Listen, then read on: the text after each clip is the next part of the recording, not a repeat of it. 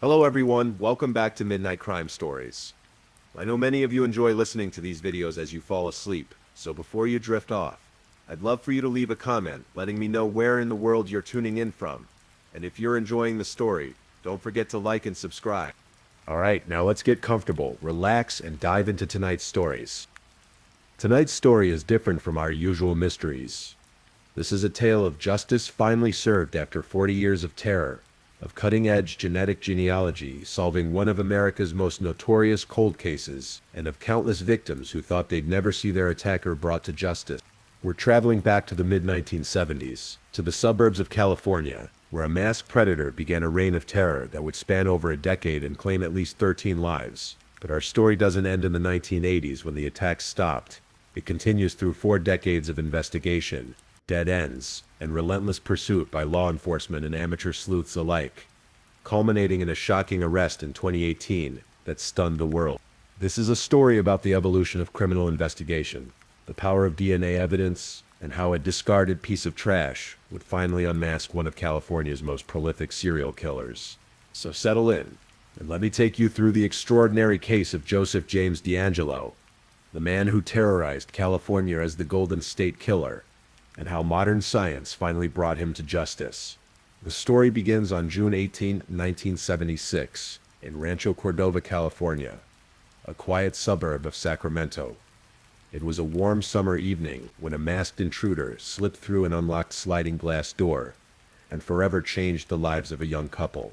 The woman, just 21 years old, was awakened by a flashlight beam and a man's whispered threats. Her boyfriend, sleeping beside her, was quickly subdued at gunpoint. What followed was a calculated, methodical attack that would become the signature of one of California's most feared criminals.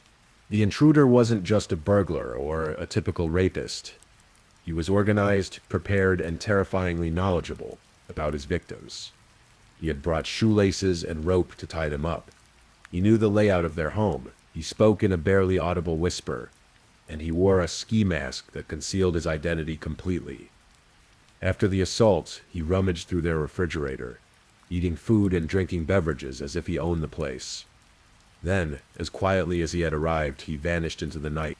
This wasn't a crime of opportunity. It was the work of someone who had been watching, planning, and preparing. The couple reported the attack to the Sacramento County Sheriff's Department, but at the time, no one could have imagined that this was just the beginning of a crime spree that would terrorize California for over a decade. Over the next few months, similar attacks began occurring throughout the Sacramento area, with alarming frequency. The pattern was always the same. A masked intruder would break into homes, usually targeting couples, and would spend hours terrorizing his victims. He would separate couples, tying up the male and taking the female to another room. His voice was always a harsh whisper, and he seemed to take particular pleasure in the psychological torture of his victims. By early 1977, Sacramento County Sheriff's Detective Richard Shelby had connected several of these attacks to the same perpetrator. The media dubbed him the East Area Rapist, and panic began to spread through Sacramento's suburban communities. Residents installed new locks, bought guns, and organized neighborhood watch groups. But the attacks continued. What made this case particularly chilling was the level of preparation the attacker showed. Victims reported that he seemed to know their schedules, when they would be home, and even personal details about their lives. He would often call his victims before and after the attacks, taunting them with his eerie whisper. Sometimes he would hang up when a male voice answered, suggesting he was conducting surveillance to determine when women would be alone. Detective Shelby and his team began to piece together a profile of their suspect. Based on witness descriptions and the athleticism required for some of his crimes, they believed he was a young white male, possibly in his 20s, physically fit and highly organized. But despite their best efforts, he remained a ghost, striking at will and disappearing without a trace. By 1978, the East Area Rapist had committed over 30 attacks in the Sacramento area, but his reign of terror was far from over. In fact, it was about to get much worse. The attacks began to spread geographically, moving into the East Bay area around San Francisco. Contra Costa County, Fremont, and San Jose all reported similar crimes with the same MO. But something else was changing too. The level of violence was escalating. In October 1975, before the Sacramento attacks had even begun. An intruder had broken into the home of Claude Snelling in Visalia, about 200 miles south of Sacramento. When Snelling confronted the masked man who was attempting to kidnap his teenage daughter, he was shot and killed. At the time, this murder was attributed to a separate offender known as the Visalia ransacker. But years later, investigators would realize they were dealing with the same perpetrator. The psychological profile of the offender was becoming clearer with each attack. He was methodical, patient, and seemed to derive as much pleasure from the fear he instilled as from the sexual assaults themselves. He would often spend hours in victims' homes, eating their food, rummaging through their belongings, and sometimes even doing laundry. He appeared to be studying his victims, learning about their lives in intimate detail. Detective Larry Crompton of the Contra Costa County Sheriff's Office became one of the lead investigators as the crime spread into his jurisdiction. Crompton was struck by the offender's apparent military or law enforcement background. He moved silently, was skilled with knots and restraints, and showed tactical awareness that suggested professional training. In December 1979, the case took an even darker turn. In Goleta, near Santa Barbara, a young couple was brutally murdered in their home. Robert Offerman and Alexandria Manning were found shot to death, and the crime scene showed signs of the same methodical preparation that had characterized the East Area Rapist attacks. This marked the beginning of a new phase in the criminal's evolution. He was no longer content with sexual assault and burglary. He had become a killer. Over the next few years, similar double murders occurred throughout Southern California. In March 1980, Lyman and Charlene Smith were bludgeoned to death in their Ventura home. In August 1980, Keith and Patrice Harrington were killed in Dana Point. The murders continued sporadically through 1986, with the final confirmed victims being Janelle Cruz in Irvine. These murders were initially investigated as separate cases by different law enforcement agencies. The killer, now dubbed the original Night Stalker in Southern California, to distinguish him from Richard Ramirez, who was also called the Night Stalker, seemed to have an uncanny ability to evade capture despite the massive law enforcement response. What investigators didn't realize at the time was that they were dealing with one extremely prolific offender who had simply changed his tactics and moved his hunting ground. The East Area Rapist and the original Night Stalker were the same person, but it would be years before this connection was definitively made. Throughout the 1980s and 1990s, the investigation into these crimes continued, but progress was frustratingly slow. The cases had grown cold, and despite the best efforts of dozens of detectives across multiple jurisdictions, the perpetrator remained unidentified. Detective Larry Crompton retired from the Contra Costa County Sheriff's Office, but never stopped working the case. He wrote a book about the East Area Rapist, hoping to generate new leads and keep public attention focused on the crimes. Other investigators, both active and retired, formed informal networks to share information and theories. One of the most dedicated was investigator Paul Holes from the Contra Costa County District Attorney's Office. Holes had joined the office as a forensic scientist in 1994 and became obsessed with the East Area Rapist case.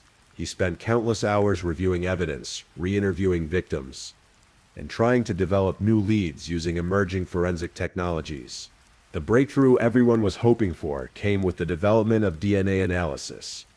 By the late 1990s, crime labs were able to extract DNA profiles from evidence that had been collected decades earlier. The various law enforcement agencies working these cases began to submit their evidence for DNA testing, and the results were revelatory.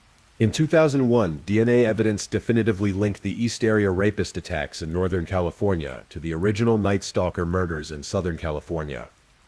After more than 20 years, investigators finally had proof that they were dealing with a single offender. The cases were officially linked, and the combined investigation was reinvigorated. While law enforcement continued their official investigation, the case was also attracting attention from amateur investigators and true crime enthusiasts. The most notable of these was Michelle McNamara, a writer and blogger who became deeply invested in the case. McNamara had started a blog called True Crime Diary, where she wrote about unsolved cases, but the East Area Rapist original Night Stalker case became her obsession. She spent years researching every aspect of the crimes, creating detailed timelines, maps, and theories. She was in regular contact with investigators and victims, and her work helped keep public attention focused on the case. It was McNamara who coined the term Golden State Killer to refer to the perpetrator, arguing that the existing names were confusing and didn't adequately capture the scope of his crimes across the entire state. The name stuck, and the case became widely known by this moniker. Tragically, McNamara died suddenly in 2016 at the age of 46, before she could complete her book about the case. Her husband, comedian Patton Oswalt, worked with researchers to finish the book, which was published posthumously as I'll Be Gone in the Dark. The book became a bestseller and brought renewed attention to the Golden State Killer case. By 2017, investigator Paul Holes was nearing retirement, but he wasn't ready to give up on the Golden State Killer case. He had been following developments in genetic genealogy, a field that used DNA analysis in combination with genealogical research to identify unknown individuals. The technique had been pioneered by companies like 23andMe and Ancestry DNA, which allowed consumers to upload their DNA profiles to databases and find genetic relatives. Holes realized that this same technology might be used to identify the Golden State Killer if they could find distant relatives of the perpetrator. Working with genealogist Barbara Ray Venter, Holes uploaded the Golden State Killer's DNA profile to GEDmatch, a public genealogy database.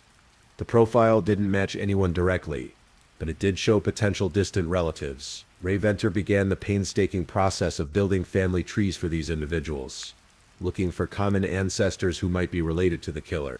The work was incredibly complex and time-consuming. Ray Venter had to trace family lines back several generations, then follow them forward to identify all potential descendants. She looked for men of the right age who had lived in California during the time of the crimes, and who had backgrounds that might fit the profile of the Golden State Killer. After months of work, one name kept appearing in her research: Joseph James DeAngelo. Joseph James DeAngelo was born in 1945 in Bath, New York, but his family had moved to California when he was young. He had served in the Navy and later became a police officer with the Exeter Police Department in 1973, and then with the Auburn Police Department from 1970. The timeline was significant. His tenure with Auburn PD coincided exactly with the peak years of the East Area rapist attacks in Sacramento County.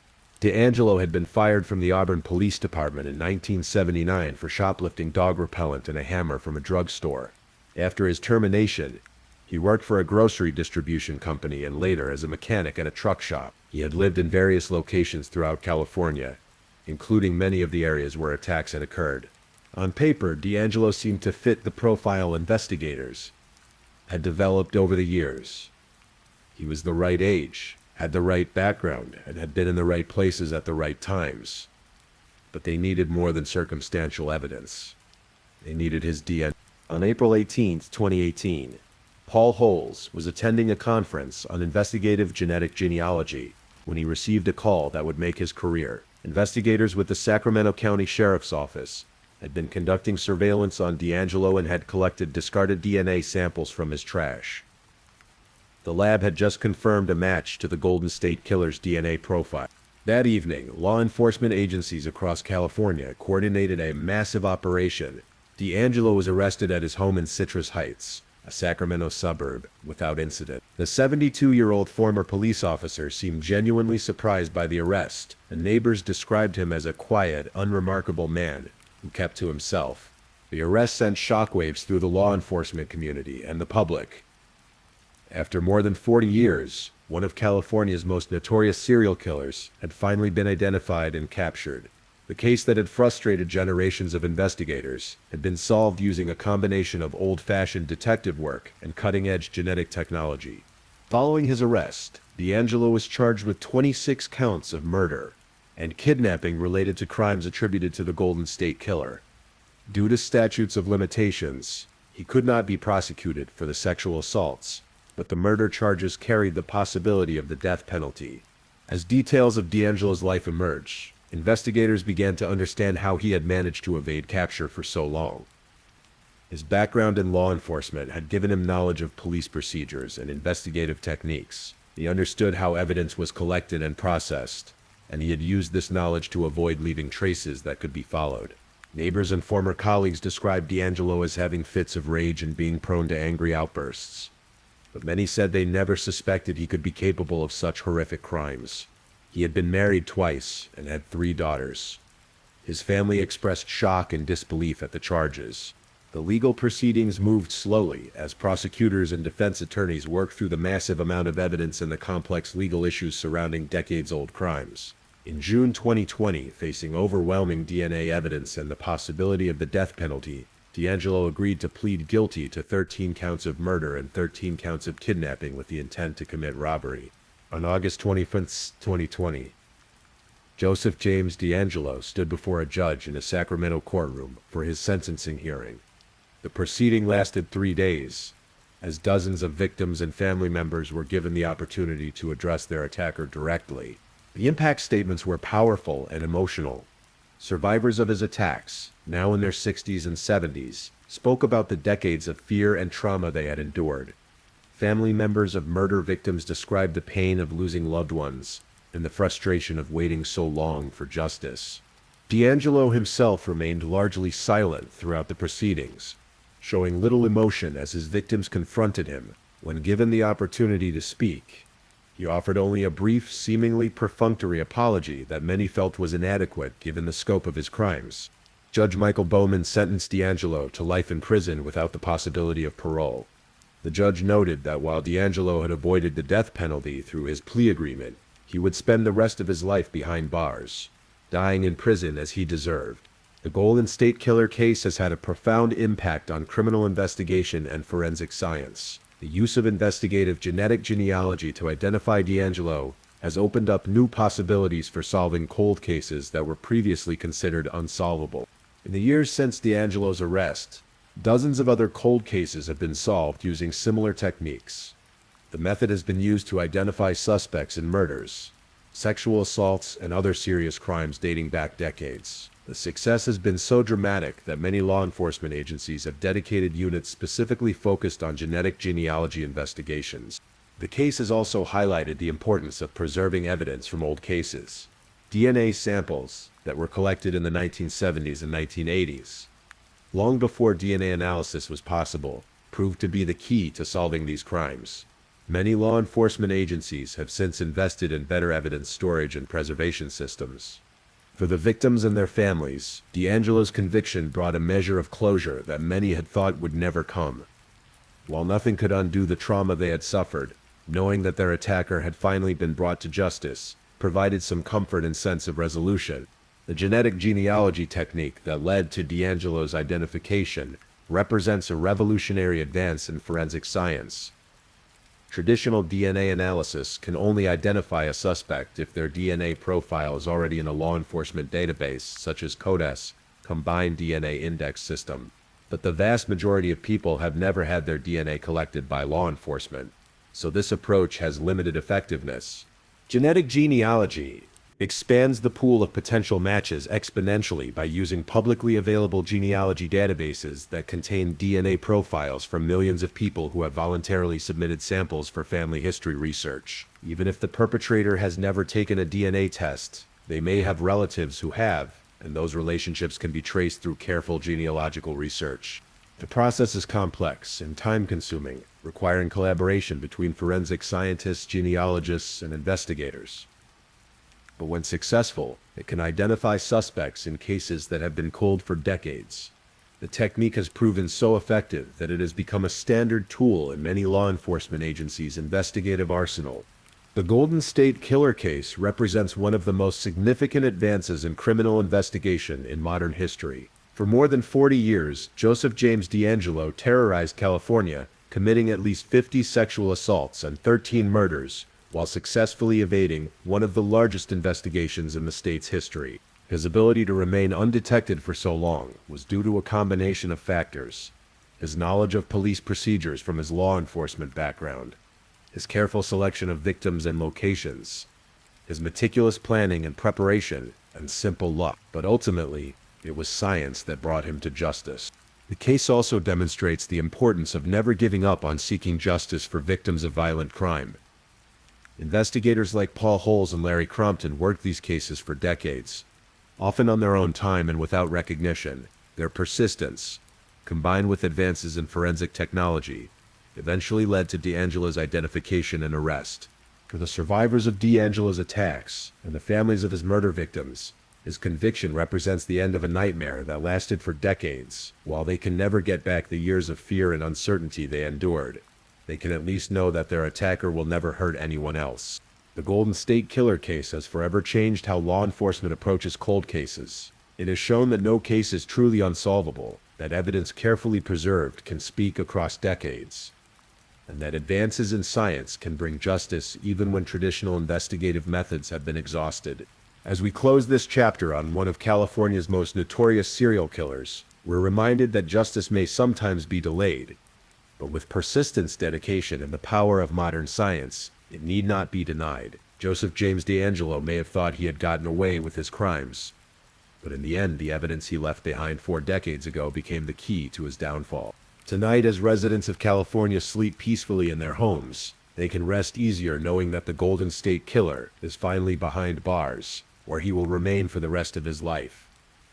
The reign of terror that began in 1976 has finally ended, and justice has been served.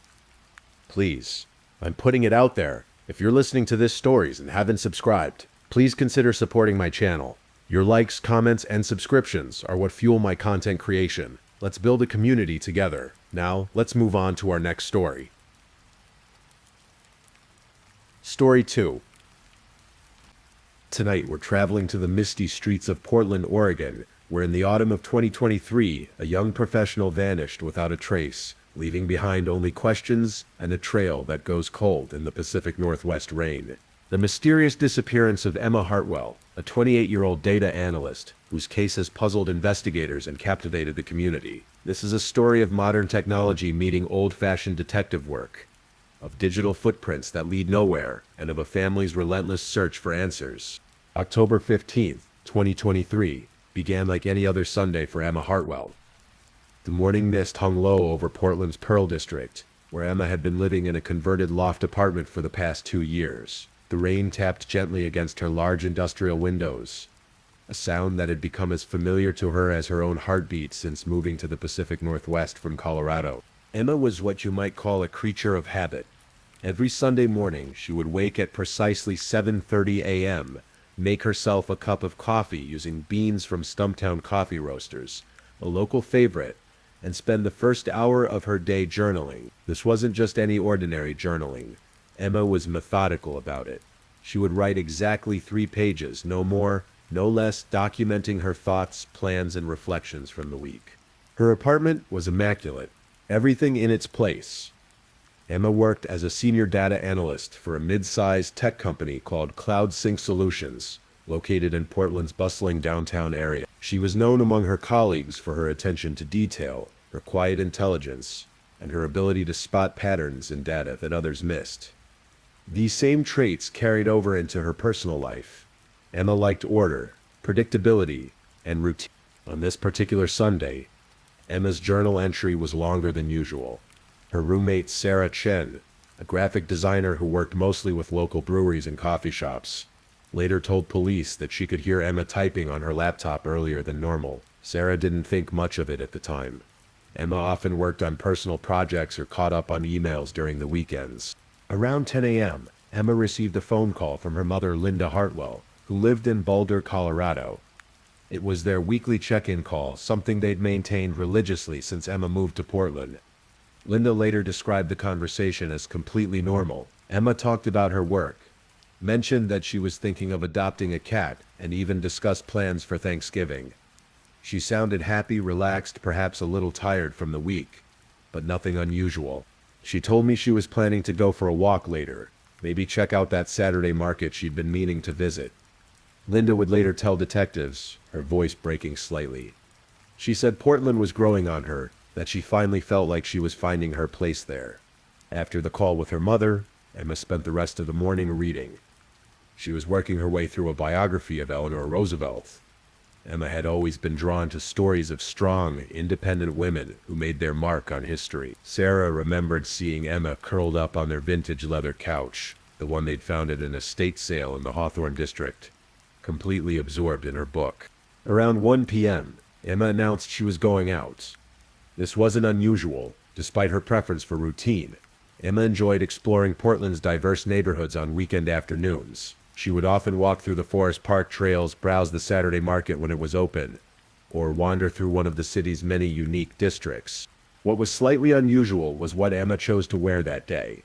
Sarah noticed that instead of her typical weekend attire, jeans, sneakers, and a casual sweater, Emma had dressed more carefully. She wore dark gray slacks, a cream-colored blouse, and her good coat, a charcoal wool pea coat that she typically reserved for work or more formal occasions. I asked her if she had plans to meet someone, Sarah told investigators. She just smiled and said she might stop by a few places. Nothing specific. But looking back, there was something different about the way she said it.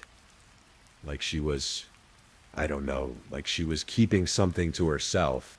Emma grabbed her leather messenger bag, the one she'd bought during a trip to Pike Place Market in Seattle a few months earlier.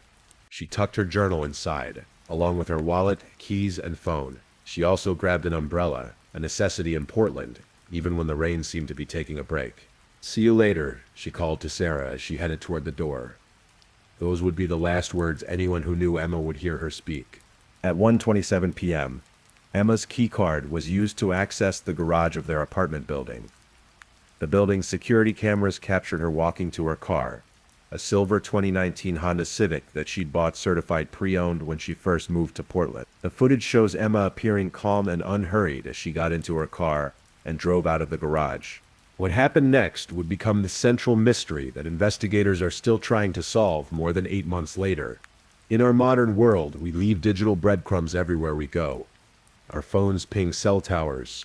Our credit cards create transaction records. Our cars' GPS systems log our routes. For someone like Emma, who lived much of her life online and worked with data for a living, these digital footprints should have painted a clear picture of her movements on October 5th. But Emma's case would prove to be anything but clear. The first sign that something was amiss came from Emma's phone data. At 1:45 p.m., her iPhone pinged a cell tower near the Burnside Bridge, indicating she was traveling east from downtown Portland. This made sense. The Burnside Bridge is a major thoroughfare that connects downtown Portland to the east side of the city, where many of the neighborhoods Emma enjoyed exploring were located. At 2:03 p.m., her phone pinged another tower near Southeast Division Street in the heart of one of Portland's trendiest neighborhoods. Division Street is lined with restaurants, coffee shops, bookstores, and vintage clothing stores. Exactly the kind of area where Emma might spend a Sunday afternoon browsing. But then at 2:17 p.m., something strange happened. Emma's phone went silent. Detective Maria Santos, a 15-year veteran of the Portland Police Bureau, who would eventually take the lead on Emma's case, explained to Emma's family that phones don't just stop communicating with cell towers unless something specific happens. The phone is turned off, the battery dies, or the phone is destroyed. The concerning thing about Emma's phone, Detective Santos would later reflect, was that it went from normal communication patterns to complete silence in a matter of minutes. There was no gradual weakening of signal that might indicate a dying battery. No failed connection attempts that might suggest technical problems. It just stopped. Emma's cell phone provider, Verizon, was able to provide detailed records of her phone activity that day. The last text message she sent was at 2:15 p.m., just 2 minutes before her phone went silent. It was sent to her work colleague and friend Marcus Thompson, and simply read, "Hope you're having a good weekend. See you Monday." Marcus, a fellow data analyst at CloudSync Solutions, didn't think anything of the text at the time. He and Emma often exchanged casual messages on weekends, usually about work projects or recommendations for restaurants or movies. He replied about 20 minutes later with a message about Netflix recommendations, but Emma never responded. The credit card records told an even more puzzling story. At 2:11 p.m., Emma's debit card was used at a Starbucks location on Southeast Division Street. She purchased a medium coffee and a pastry, a transaction that fit perfectly with her Sunday afternoon routine. The barista who served her, a college student named Jake Morrison, would later tell police that Emma seemed completely normal during the interaction. She was polite, said thank you, seemed like she was maybe waiting for someone or going somewhere. Jake remembered. Nothing stood out about her. She just seemed like any other customer on a busy Sunday afternoon. But here's where the story takes its first truly mysterious turn. According to the store's security cameras, Emma never actually entered the Starbucks. The cameras clearly showed the counter where Jake served customers, and while the timestamp on Emma's card transaction matched Jake's memory of serving her, Emma herself was nowhere to be seen in the footage. The cameras also covered the entrance and most of the seating area, and there was no sign of Emma at any point during the relevant time period. It was like she was invisible, Detective Santos said. We had a card transaction, a witness who remembered serving her, and security footage that showed neither hide nor hair of her. In 15 years of doing this job, I'd never seen anything quite like it. The mystery deepened when investigators examined Emma's car.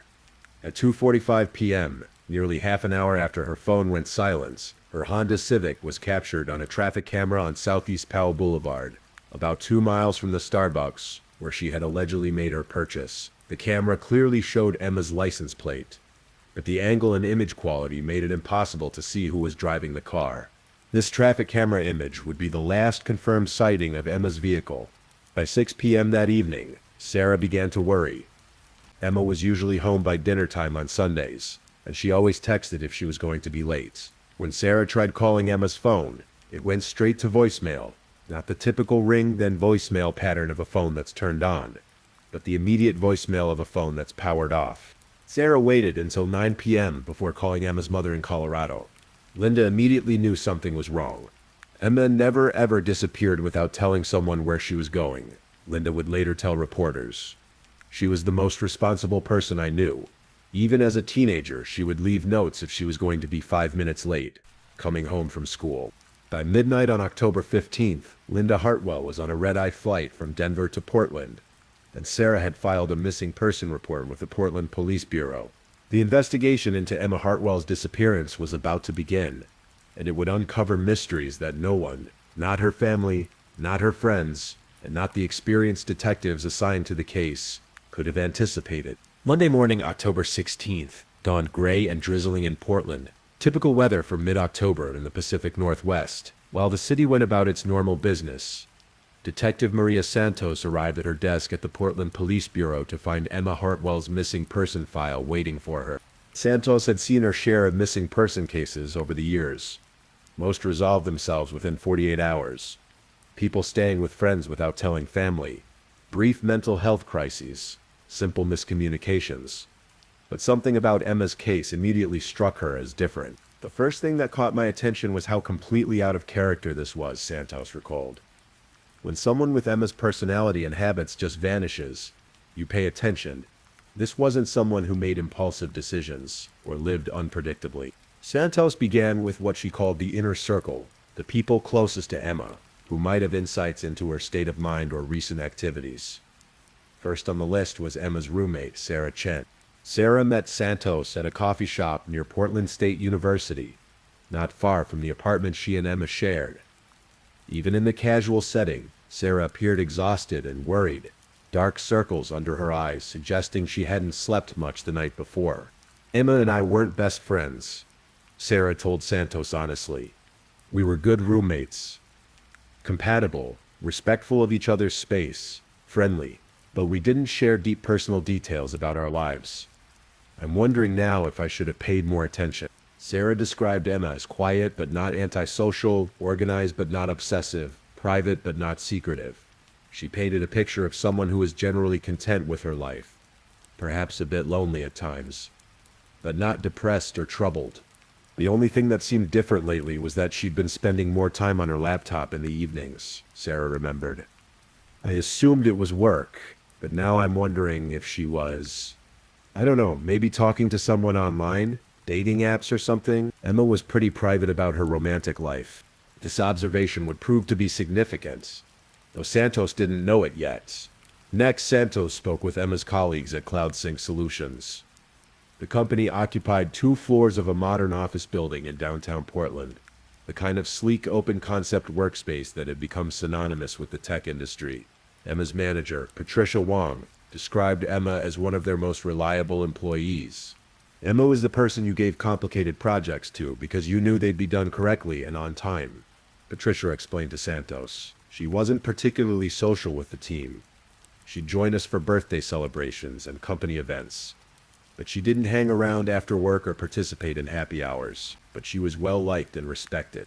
Marcus Thompson, Emma's work friend, who had received her last text message, provided more personal insights. He and Emma had started at CloudSync Solutions around the same time, and had developed a friendship based on shared interests in data analysis and crime podcasts, a detail that Santos found particularly poignant.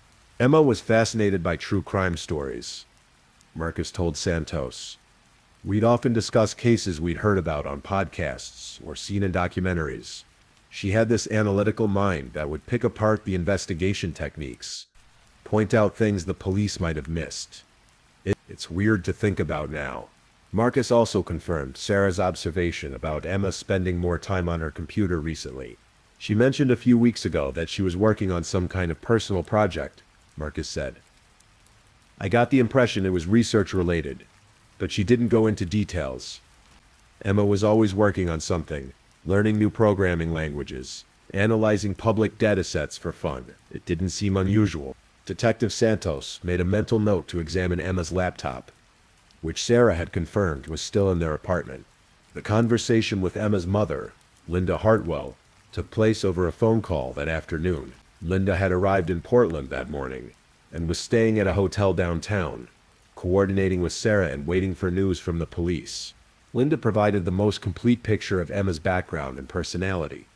Emma had grown up in Boulder, Colorado as an only child.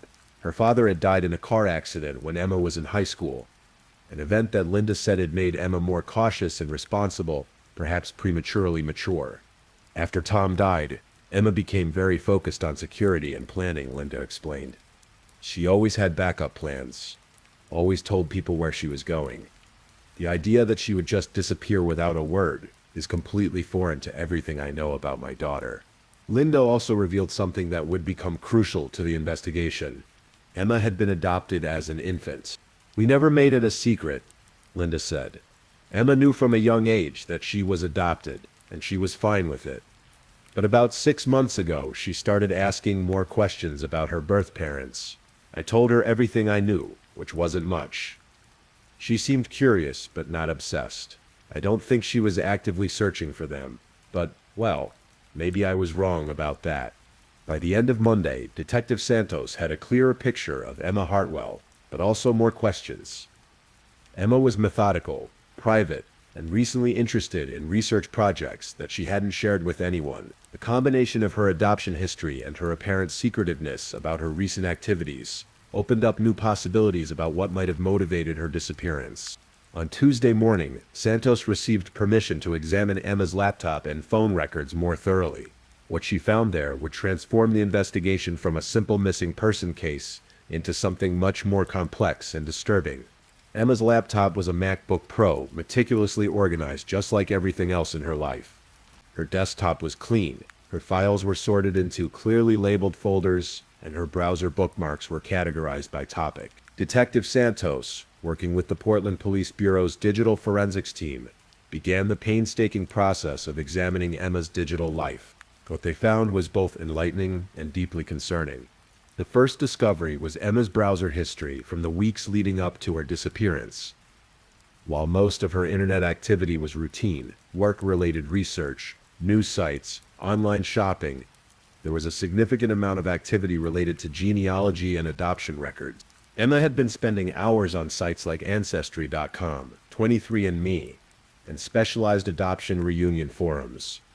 She had created detailed family trees, uploaded her DNA data to multiple databases, and had been actively corresponding with distant relatives and adoption researchers. It was clear that Emma had become much more than casually interested in finding her birth parents, Santos noted.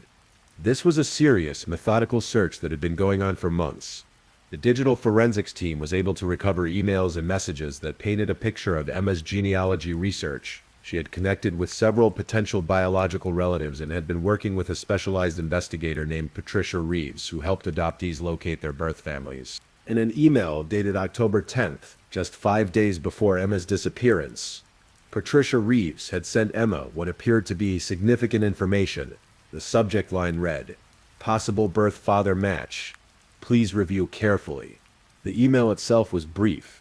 "Emma, I believe I found information about your birth father. This is sensitive information that you should review privately. Can we schedule a call this week to discuss?"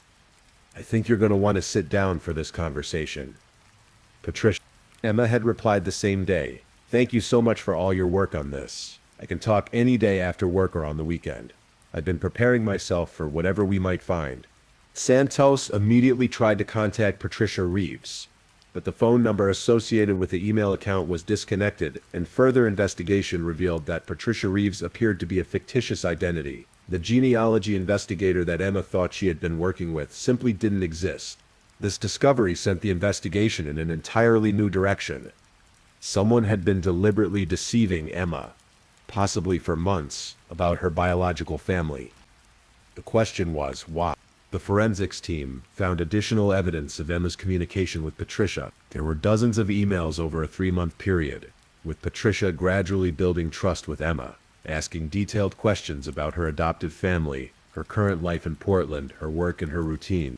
Looking at these emails, with the benefit of hindsight, it's clear that Patricia was systematically gathering information about Emma, Santos observed.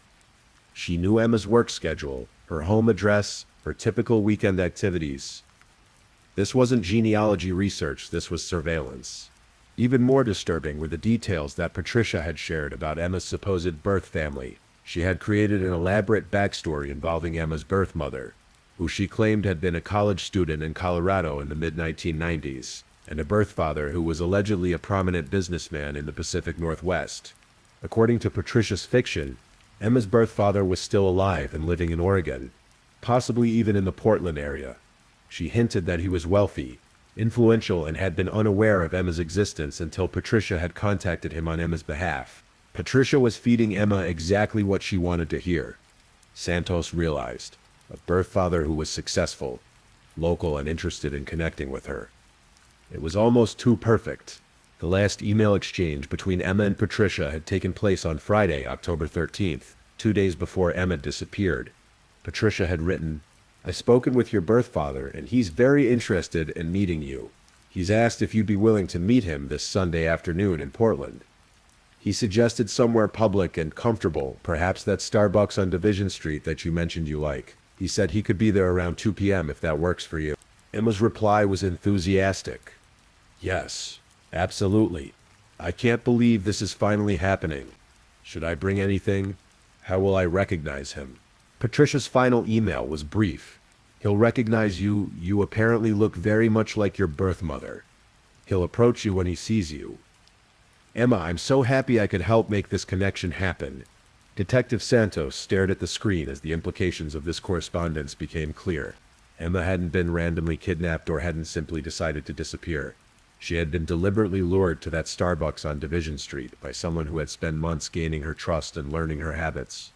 The fact that Emma's debit card had been used at the Starbucks, but she hadn't appeared on security cameras, now made perfect sense. Someone else had used her card, either someone who had taken it from her or someone who had somehow obtained her card information.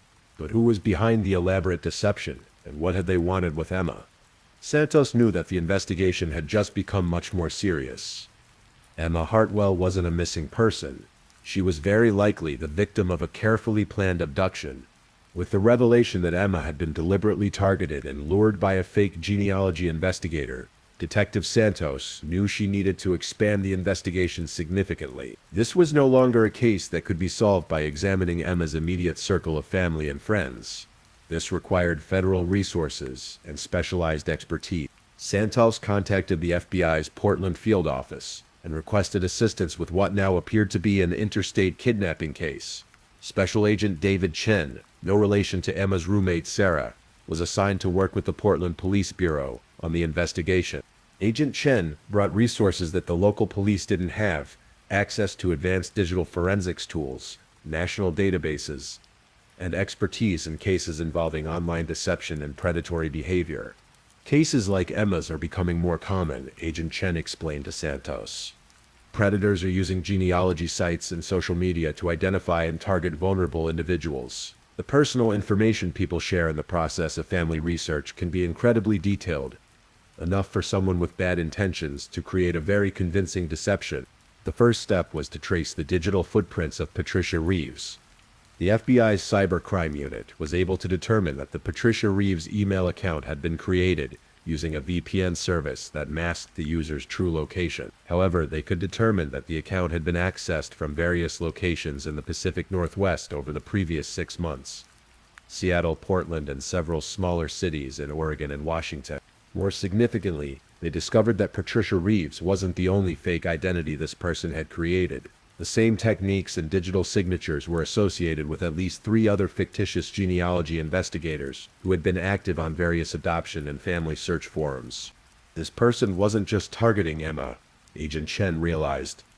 This was a larger operation, possibly involving multiple victims. The FBI began reaching out to other police departments in the region to see if there were similar cases of missing persons who had been involved in genealogy research. What they found was deeply troubling. Over the previous 2 years, at least 4 other adopted individuals in the Pacific Northwest had gone missing under circumstances similar to Emma's. All had been involved in searching for their birth families. All had been in communication with fake genealogy investigators. And all had disappeared after arranging meetings with supposed biological relatives. The victims were remarkably similar. All were adults, in their 20s or 30s. All were adopted as infants. All lived alone or with roommates, rather than spouses or partners. And all had been methodical and private about their family search efforts. We were looking at what appeared to be a serial predator, who was specifically targeting adopted adults, Santos noted. Someone who understood that people searching for their birth families would be emotionally vulnerable and more likely to take risks they wouldn't normally take. The other missing persons were Jennifer Walsh, 31, a nurse from Eugene, Oregon, who disappeared in March 2022 after arranging to meet her alleged birth mother at a coffee shop.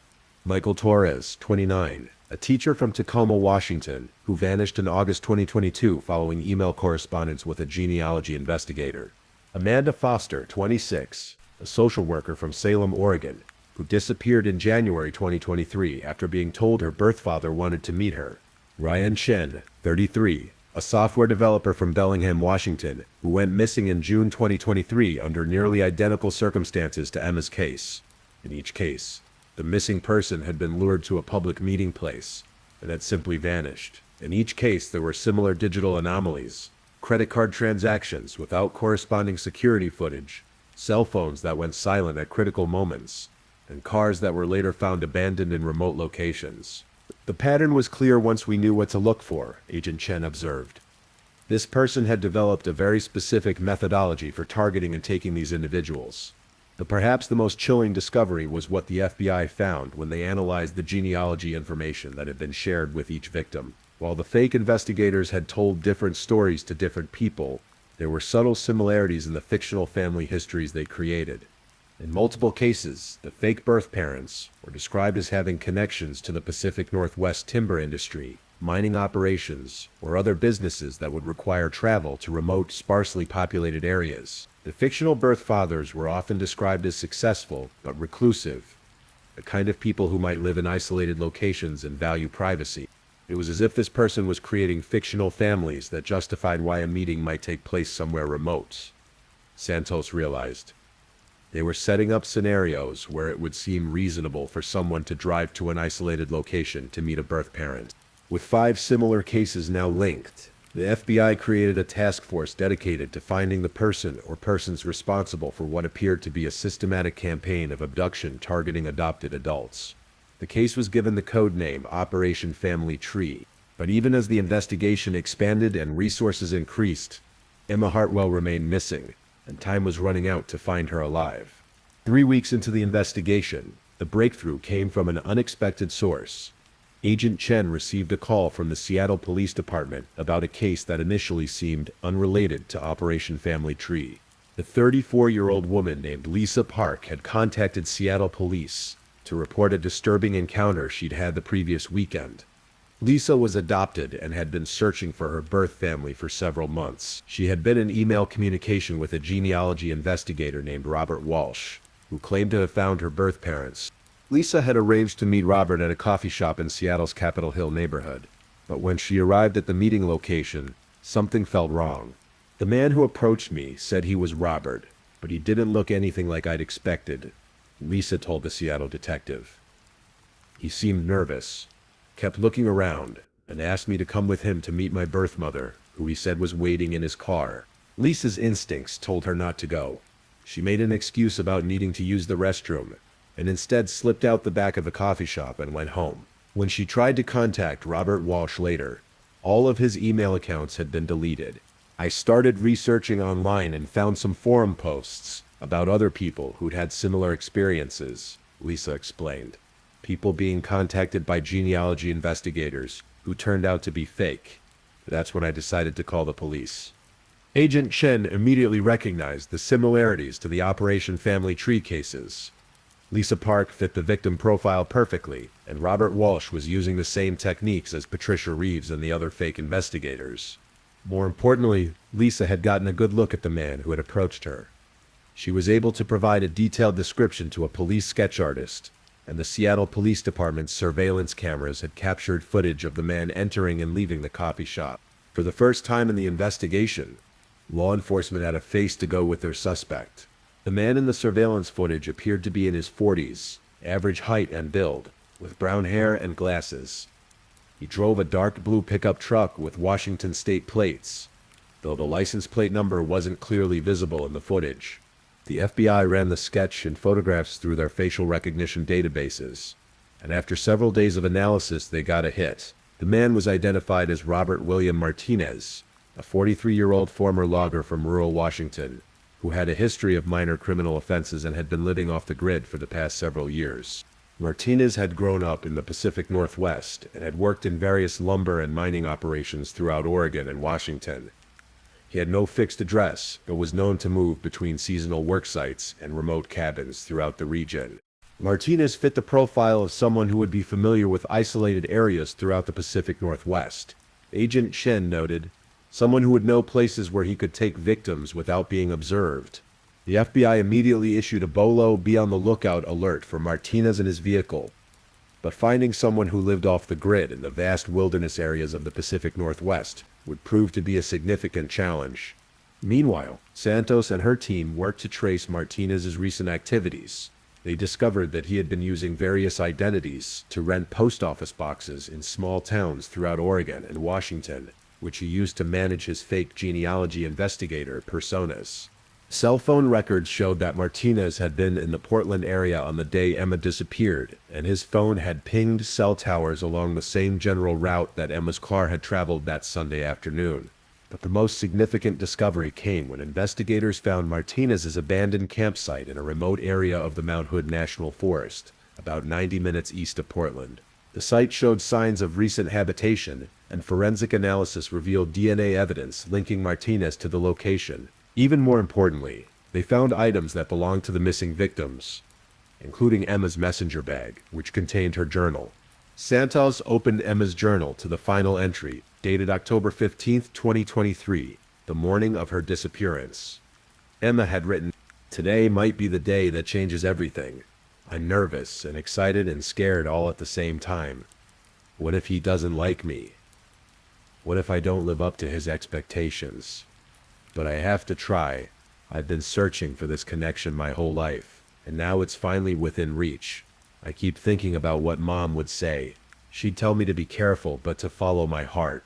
I'm trying to do both." The entry ended there, mid-thought, as if Emma had been interrupted or had decided to finish writing later. Reading Emma's final words, Santos felt the weight of the case more heavily than ever. Emma had been full of hope and anticipation when she left her apartment that Sunday afternoon, completely unaware that she was walking into a carefully laid trap. With Martinez identified and evidence linking him to multiple victims, the search intensified.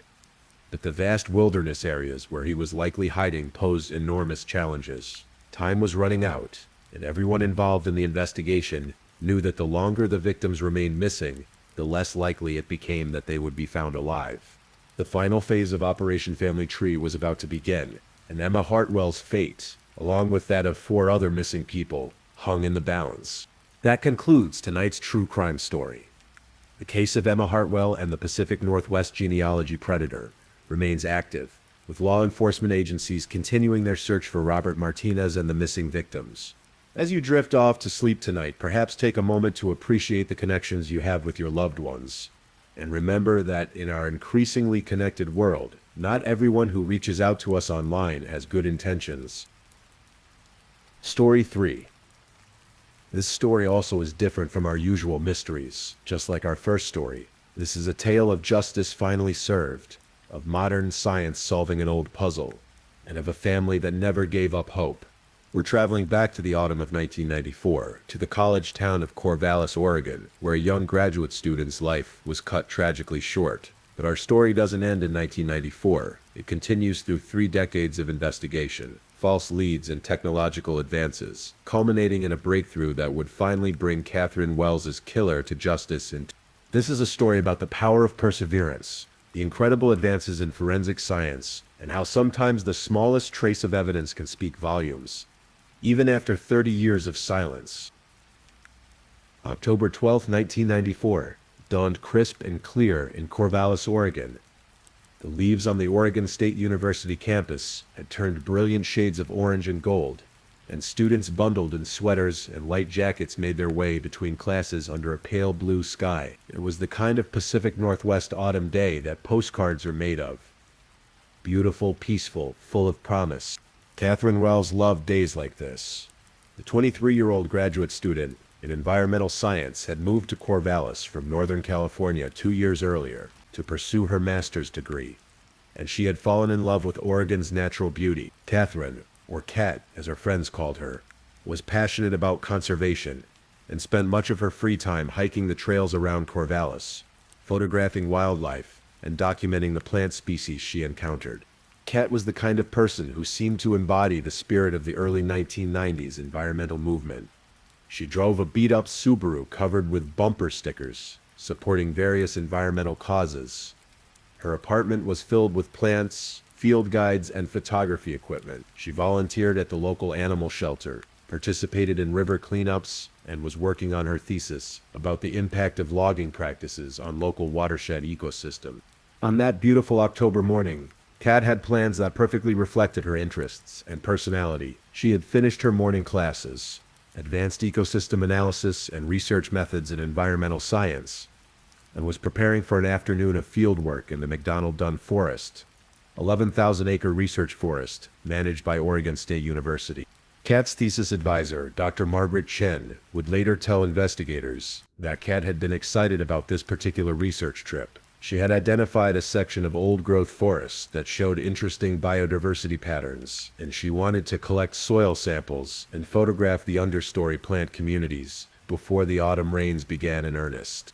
Catherine was meticulous about her research, Dr. Chen recalled. She always filed detailed plans about where she was going and when she expected to return.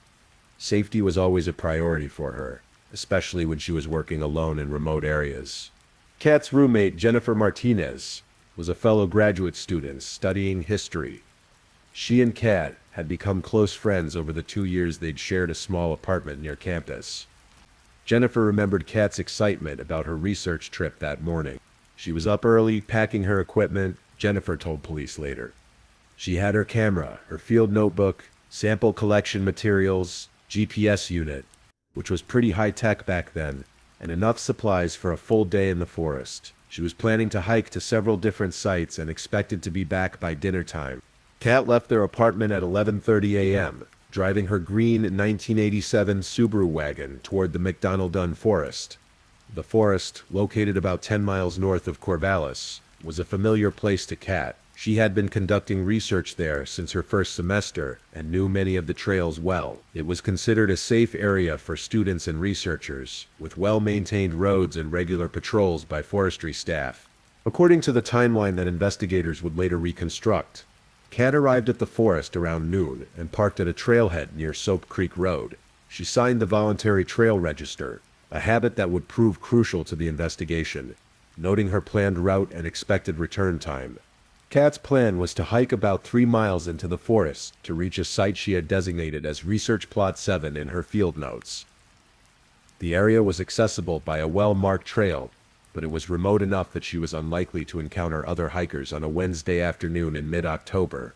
The last confirmed sighting of Kat alive came from a forestry worker named Bill Patterson, who was conducting routine trail maintenance in the area. Patterson would later tell investigators that he saw a young woman matching Kat's description around 1:30 p.m., hiking alone on the trail that led toward her research site. She seemed fine, Patterson remembered. She waved and said hello when I called out a greeting. She had a big backpack and looked like she knew where she was going. Nothing seemed unusual or concerning about the encounter. After that brief exchange with Patterson, Catherine Wells simply vanished. When Kat didn't return to the apartment by 8 p.m., Jennifer began to worry. Kat was always punctual and always called if her plans changed. Jennifer tried calling Kat's cell phone. But in 1994, cell coverage in remote forest areas was virtually non-existent, so she wasn't surprised when the calls went unanswered. By 10 p.m., Jennifer's concern had grown into genuine fear. She called Dr. Chen, who confirmed that Kat had not contacted her or returned any research materials. They agreed to call the Benton County Sheriff's Office. The initial missing person report was filed at 10:47 p.m. on October 12, 1994. Deputy Sandra Walsh took the call and immediately recognized the seriousness of the situation. An experienced graduate student, familiar with the forest and known for her caution, missing for nearly 10 hours past her expected return time. This wasn't someone who had simply lost track of time. By dawn on October 13th, search and rescue teams were organizing at the McDonald Dunn Forest. What they would find there would launch an investigation that would span 3 decades, and ultimately be solved by scientific techniques that didn't even exist in The search for Catherine Wells began at first light on October 13, 1994. Benton County Search and Rescue assembled a team of 20 volunteers, along with 2 tracking dogs and handlers from the Oregon State Police. The autumn morning was foggy and cool, with a light drizzle that made the forest floor slippery and obscured visibility. Search coordinator Tom Bradley, a veteran of dozens of forest searches, started the team at Kat's car, which was still parked at the trailhead where she had left it the previous day. The vehicle was unlocked, not unusual for the area and era, and contained Kat's purse, with her wallet and identification still inside. Her car keys were missing, however, which would later prove to be a significant detail. The fact that Catherine left her purse in the car suggested she was planning to return, Bradley noted. She had taken only what she needed for her research trip. This looked like someone who expected to be back within a few hours. The search dogs picked up Kat's scent immediately and followed a trail that matched exactly with the route she had described in the trail register. The team moved methodically through the forest, following the well-maintained trail toward Research Plot 7. About 2 miles into the hike, the dogs became agitated and began following a different path. Not the main trail, but a fainter track that branched off toward a more remote area of the forest. The handlers recognized this as significant behavior and directed the search team to follow the new route. What they found, hidden in a dense grove of Douglas fir trees about 100 yards off the main trail, would haunt everyone involved in the case for decades to come. Catherine Wells was discovered at 2:47 p.m. on October 13th, approximately 26 hours after she had been reported missing. She was found face down in a small clearing, her research equipment scattered around her. It was immediately clear that Kat had not died from an accident or natural causes. Dr. Rebecca Morrison, the Benton County medical examiner, arrived at the scene at 4:15 p.m. Morrison was an experienced forensic pathologist who had handled numerous homicide investigations, but she would later describe the Catherine Wells crime scene as one of the most difficult of her career. It was clear that Catherine had put up a fight, Dr. Morrison noted in her official report. The scene showed signs of a significant struggle. Her defensive wounds indicated that she had fought bravely for her life. The preliminary examination revealed that Kat had died from blunt force trauma to the head, inflicted with what appeared to be a heavy blunt object, possibly a rock or piece of wood from the forest floor. The attack had been brutal and sustained. Detective Ray Martinez of the Benton County Sheriff's Office was assigned as the lead investigator on the case. Martinez was a 12-year veteran of the department with extensive experience in homicide investigations. He arrived at the crime scene as Dr. Morrison was conducting her preliminary examination. The location of the body told us a lot. Martinez would later reflect. Catherine hadn't been killed where we found her. The blood evidence and the pattern of disturbed vegetation indicated that she had been attacked on or near the main trail, then dragged to this more secluded location. Someone had tried to hide what they had done.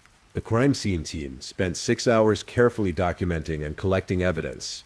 They photographed everything, made detailed measurements and sketches, and collected samples of anything that might be relevant to the investigation. In 1994, DNA analysis was still in its infancy, but the team collected biological evidence with the hope that advancing technology might someday make it useful. Among the evidence collected were several items that didn't belong to Kat: a cigarette butt found near the body, with what appeared to be saliva stains, several hairs that were inconsistent with Kat's dark brown hair, tissue samples from under Kat's fingernails suggesting she had scratched her attacker, a partial footprint in soft soil near the crime scene from a boot that was larger than Kat's hiking shoes, a torn piece of fabric, possibly from the attacker's clothing. The most significant piece of evidence, though it wouldn't be recognized as such for nearly 3 decades, was a small blood stain on Kat's jacket that didn't match her blood type. In 1994, blood typing was still the primary method of biological identification, and the unknown blood was classified as type A, different from Kat's type O blood. Detective Martinez and his team spent weeks investigating every aspect of Kat's life, looking for anyone who might have had a motive to harm her. They interviewed her friends, family, professors, and fellow students. They examined her academic work to see if her environmental research might have put her in conflict with logging interests or other groups opposed to environmental protection. What they found was a young woman who was universally liked and respected. Kat had no enemies, no romantic entanglements that had ended badly, no financial problems or legal troubles. She was, by all accounts, a dedicated student and researcher who lived a quiet, focused life. Catherine was not a victim of someone she knew, Martinez concluded after months of investigation. This was a random attack by a stranger, which made it infinitely more difficult to solve. The investigation expanded to include known sex offenders in the area, transients who might have been passing through the forest, and anyone with a history of violence against women. Hundreds of people were interviewed, dozens of potential suspects were investigated, and several promising leads were followed to dead ends. By the summer of 1995, the active investigation had stalled. The case remained open, but with no new leads and no viable suspects. Detective Martinez was forced to turn his attention to other cases. The evidence was carefully preserved in the sheriff's office evidence room, and the case was classified as a cold case. Catherine Wells's family never stopped hoping for justice, but as the years passed, it seemed increasingly unlikely that her killer would ever be identified. They had no way of knowing that the answer to their decades-long quest for justice was preserved in those carefully collected evidence samples, waiting for science to catch up to their need for answers. The years that followed Catherine Wells' murder were difficult ones for everyone who had known and loved her. Her parents, Robert and Linda Wells, struggled to come to terms with the loss of their only daughter. Her friends and fellow students at Oregon State University were shaken by the realization that such a terrible crime could happen in a place they had considered safe. Jennifer Martinez, Kat's roommate, finished her graduate degree, but found herself unable to focus on her historical research. She eventually changed her career path entirely, becoming a victim's advocate, work that she said helped her process her own grief while helping others in similar situations. Losing Kat changed everything for me, Jennifer would later reflect. But I couldn't go back to studying the past when the present held so much pain and injustice. I needed to do something that felt like it mattered, like it was helping people who were suffering the way we were suffering. Dr. Margaret Chen continued her environmental research, but established a scholarship in Kat's name for students studying forest ecology. Every year, as she reviewed applications from bright young researchers, she was reminded of the promise that had been cut short in October. Detective Ray Martinez retired from the Benton County Sheriff's Office in 2003, but Kat's case had never left his mind. He had worked dozens of homicides over his career, but there was something about Kat's murder, the senselessness of it, the lack of any apparent motive, the way it had shattered so many lives, that stayed with him. I used to dream about that case, Martinez admitted years later. I'd wake up thinking I'd missed something, that there was some clue I'd overlooked. I must have reviewed those case files 100 times over the years, hoping something new would jump out at me. Every few years, Martinez would reach out to the current detectives handling cold cases to see if there were any new developments. The evidence had been preserved carefully, and as new forensic techniques became available, small portions of the collected samples were submitted for analysis. In 2001, DNA analysis had advanced enough that the Oregon State Police Crime Lab was able to develop a partial DNA profile from the blood found on Kat's jacket. It wasn't complete enough for comparison to national databases, but it was a start. In 2008, improved techniques allowed for a more complete DNA profile to be developed from the tissue samples found under cats' fingernails. This profile was entered into the Combined DNA Index System, TIDIS, the FBI's national DNA database, but no matches were found. Each time we got a call about new DNA results, we'd get our hopes up, Robert Wells said. But it was always the same story. They had DNA from the killer, but no one to match it to. The person who killed our daughter wasn't in any database. The case received periodic media attention over the years. In 2004, on the 10th anniversary of Kat's murder, the local newspaper ran a feature story asking for anyone with information to come forward. In 2014, on the 20th anniversary, a true crime podcast dedicated an episode to the case, bringing it to a national audience for the first time. These media appearances generated tips and potential leads, but none led to any breakthroughs. The killer, it seemed, had committed the perfect crime, leaving behind DNA evidence that technology couldn't yet use to identify him. Meanwhile, the field of forensic genetics was advancing rapidly. The development of STR, short tandem repeat analysis, in the 1990s had made DNA profiling more precise. The establishment of DNA databases in the 2000s had made it possible to link crimes across jurisdictions and identify repeat offenders. But perhaps the most significant development was happening outside of traditional law enforcement channels. Commercial DNA testing companies like 23andMe and Ancestry DNA were making genetic testing accessible to ordinary consumers who wanted to learn about their ancestry and find distant relatives. By 2015, millions of people had submitted their DNA to these services, creating vast databases of genetic information that, under the right circumstances, could be used for purposes their creators had never intended. The breakthrough in forensic genetics came with the 2018 arrest of Joseph James DeAngelo, the Golden State Killer, whose identity was discovered using a technique called investigative genetic genealogy. Detectives had uploaded DNA from crime scenes to a public genealogy database, found distant relatives of the killer, and then used traditional genealogy research to identify him.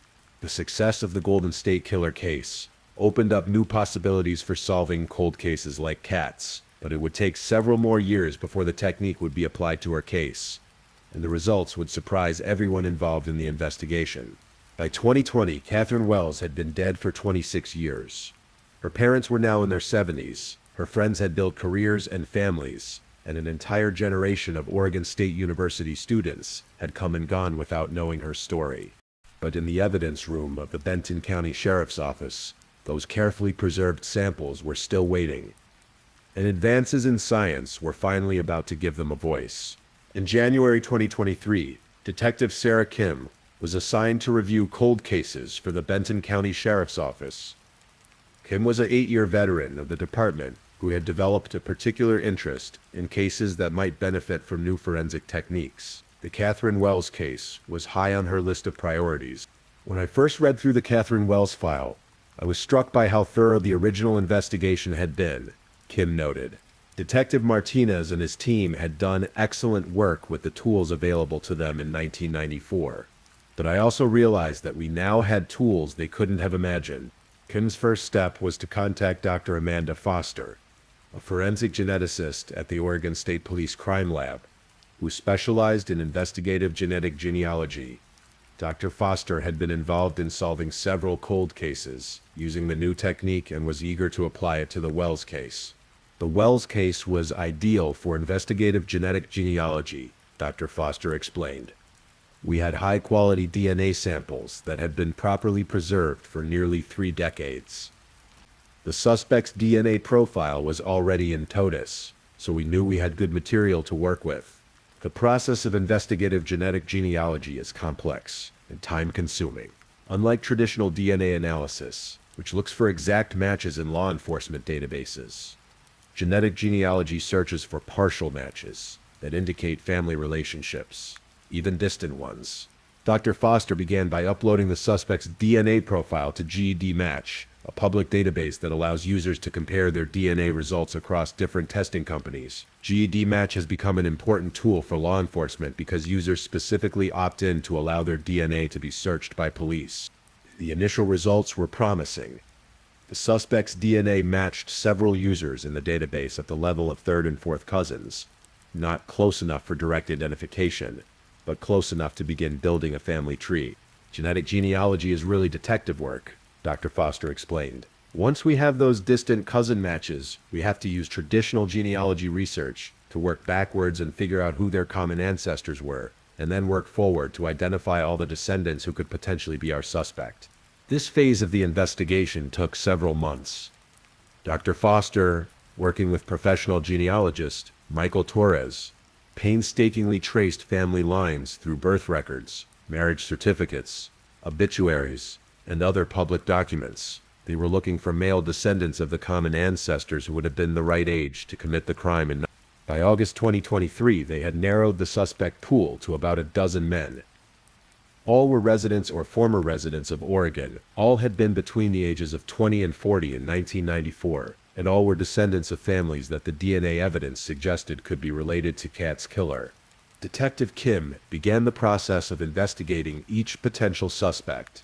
This involved looking at their criminal histories, their known whereabouts in October 1994, and any possible connections to the Corvallis area, or to Catherine Wells herself.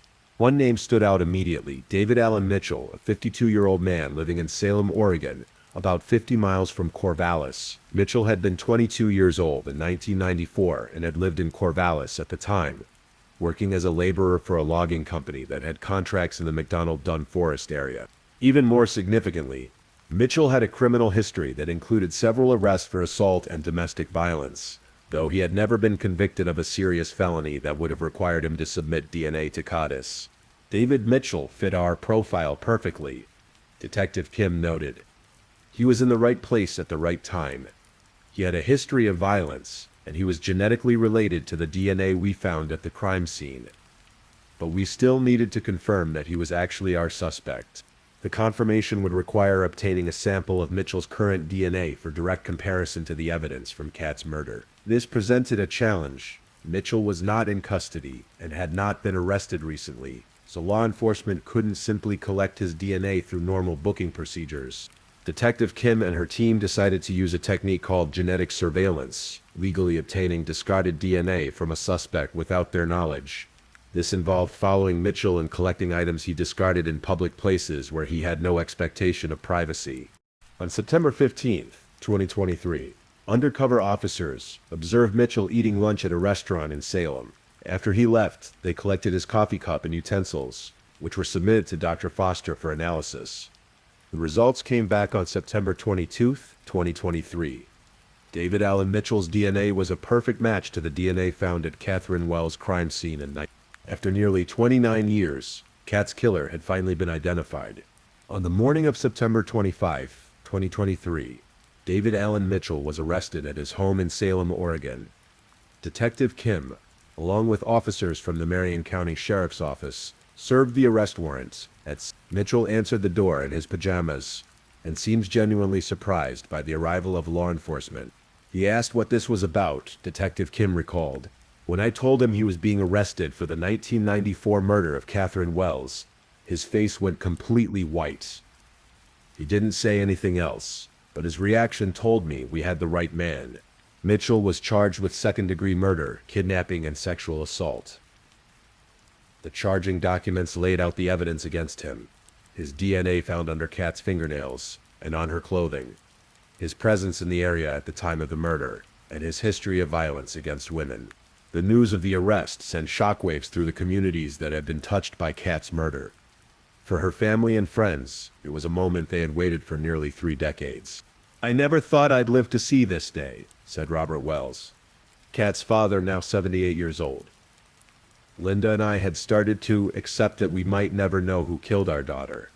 To finally have answers, to know that justice is possible even after all these years, it's overwhelming." Jennifer Martinez, Kat's former roommate, had become a victim's advocate in part because of her experience with Kat's unsolved murder. The arrest brought up complex emotions for her. "There's relief, of course," Jennifer said, "but also sadness that Kat can't be here to see this, and anger that this man got to live 29 years of freedom that he didn't deserve." Kat would have been. She should have had a career, a family, a whole lifetime of experiences that were stolen from her. The case against David Mitchell was built not just on DNA evidence, but on a careful reconstruction of his activities and whereabouts in October 1994. Investigators discovered that Mitchell had been working for Cascade Timber Company, which had logging operations in the McDonald Dunn Forest. His work schedule would have given him knowledge of the forest roads and trails, and he would have been in the area regularly. Court records revealed that Mitchell had a troubling pattern of behavior toward women. In 1992, he had been arrested for assaulting a girlfriend, though the charges were later dropped when she declined to testify. In 1996, he was convicted of domestic violence against another partner. There were also several reports of threatening behavior that hadn't resulted in charges. Mitchell was exactly the kind of person who would commit a crime like this, observed Dr. Kim Rosmo, a criminal investigator and expert in geographic profiling. He had access to the location, a history of violence against women, and he fit the psychological profile of someone who would commit an opportunistic attack against a stranger. As the case moved through the court system, more details emerged about the day of Kat's murder. Cell phone records from 1994 were primitive compared to today's standards, but investigators were able to piece together Mitchell's movements through credit card transactions and witness statements. On October 12, 1994, Mitchell had been scheduled to work at a logging site about 5 miles from where Kat was conducting her research.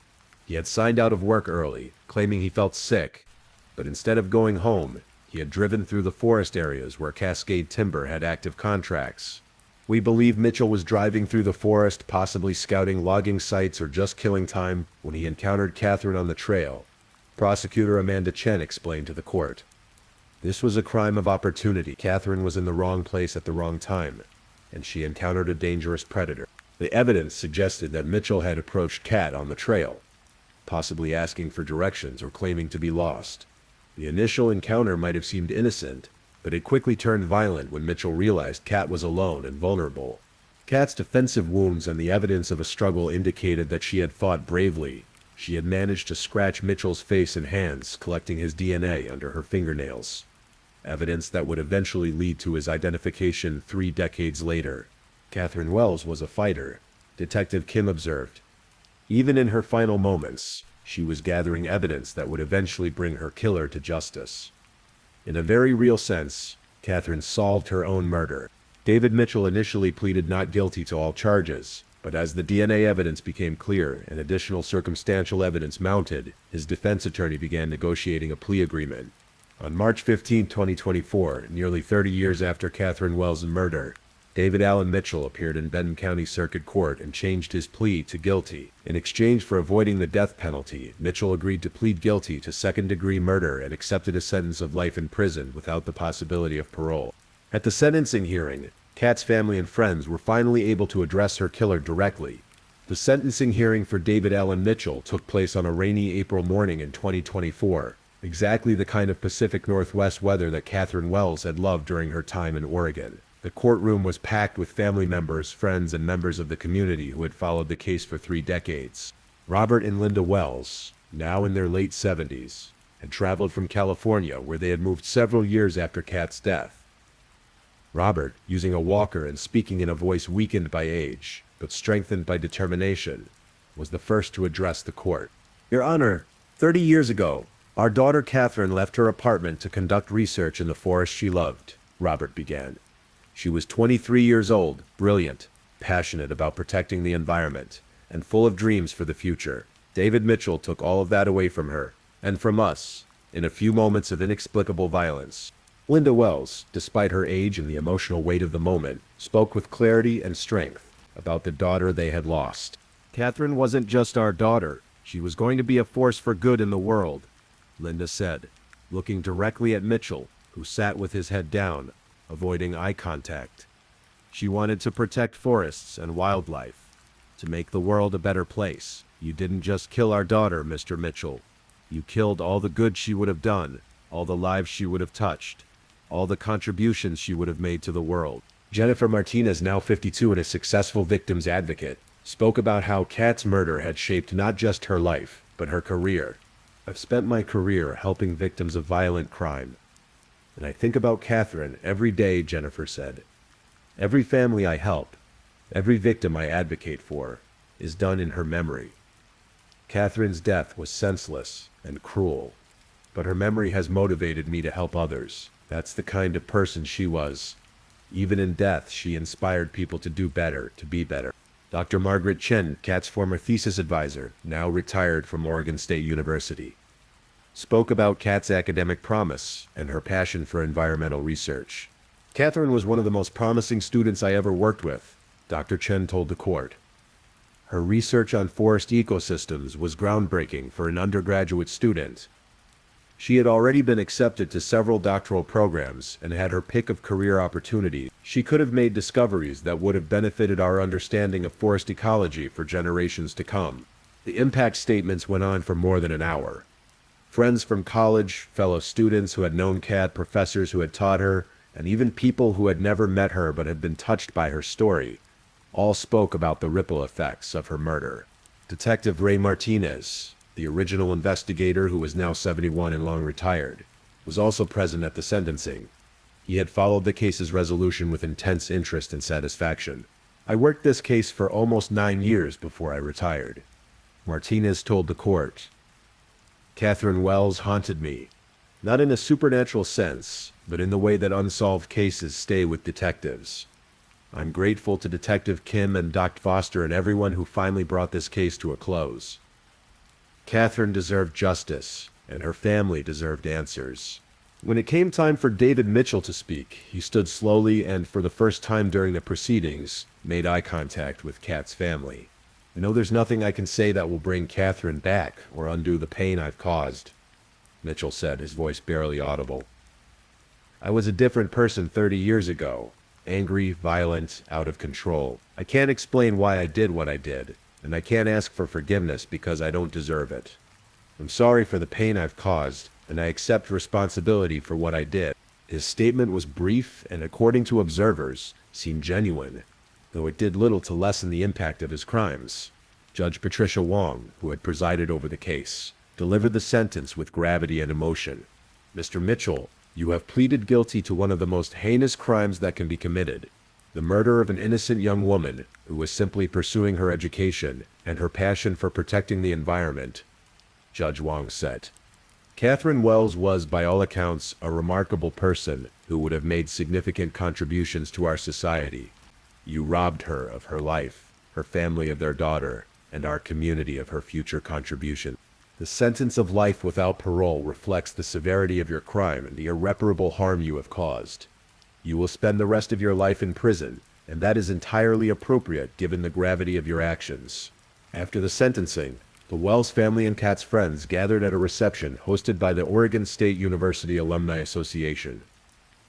It was both a celebration of justice finally served and a memorial for a life cut tragically short. The university announced that it was expanding the Catherine Wells Memorial Scholarship into a full endowment that would support graduate students in environmental science in perpetuity.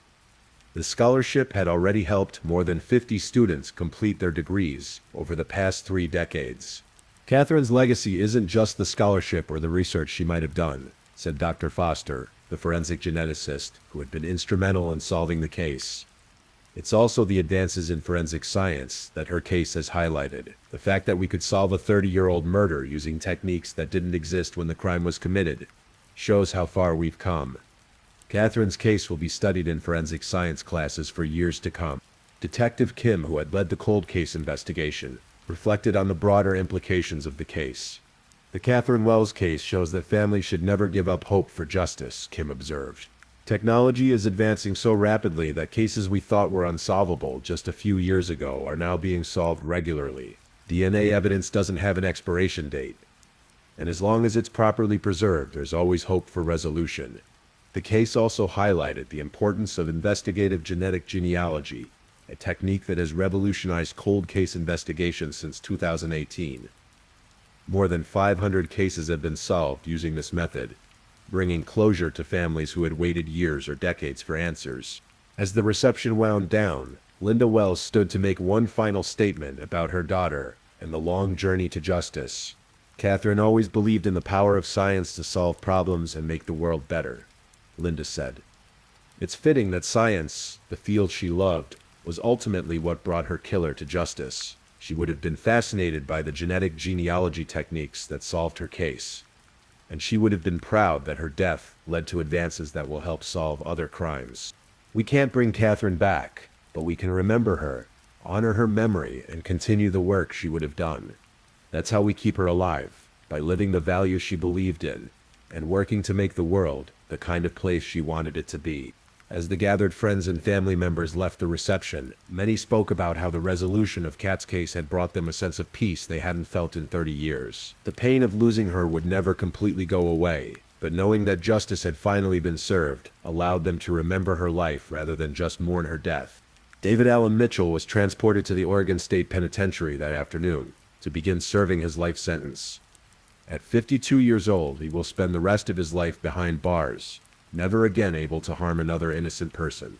Catherine Wells, who would have turned 53 that year, lived on in the memories of those who loved her, in the scholarship that bore her name, and in the scientific advances that had finally brought her killer to justice. As we reach the end of Catherine Wells' story, it's important to reflect on the broader implications of this case and what it tells us about justice, science, and the power of never giving up hope. The resolution of Kat's murder after 3 decades represents more than just closure for one family. It symbolizes a revolution in criminal justice that is still unfolding. Since the Golden State Killer case in 2018, investigative genetic genealogy has solved hundreds of cold cases across the country, bringing answers to families who had lost hope and ensuring that killers who thought they had escaped justice finally face consequences for their crimes. The Catherine Wells case has become a teaching example in forensic science programs across the country. Students learn how proper evidence collection and preservation in 1994 made it possible to solve the case, and Detective Martinez's careful work, done with the technology available at the time, created the foundation for a solution that wouldn't come for nearly 30 years. This case shows why we never throw evidence away, no matter how old or seemingly useless it might be, explains Dr. Foster. Science keeps advancing, and evidence that can't help us today might be the key to solving a case tomorrow.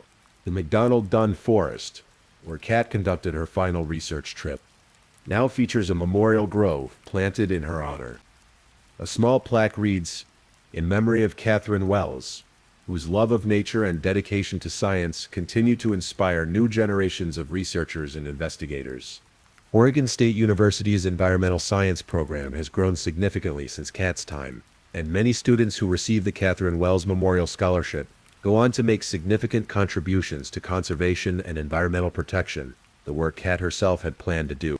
David Mitchell remains imprisoned at the Oregon State Penitentiary, where he is expected to spend the rest of his life. Prison records indicate that he has shown no signs of violence during his incarceration and has expressed remorse for his actions to prison counselors, though his words can never undo the harm he caused.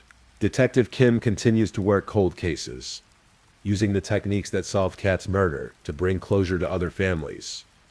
She estimates that genetic genealogy could potentially solve thousands more cases in the coming years, as DNA databases continue to grow and technology continues to advance. Every case we solve gives hope to other families, Kim reflects. The message is clear: if you think you got away with murder, think again. Science doesn't forget, and neither do we. For the Wells family, the resolution of Kat's case brought a peace they hadn't known for 30 years. Robert and Linda Wells, now able to focus on celebrating their daughter's life rather than mourning the injustice of her unsolved death, have become advocates for cold case investigations and victims' families. "We learned that hope is not passive," Linda Wells observed in a recent interview. "Hope requires action, staying engaged with investigators, supporting advances in forensic science, and never letting the world forget your loved one." Kat's case was solved because people refused to give up.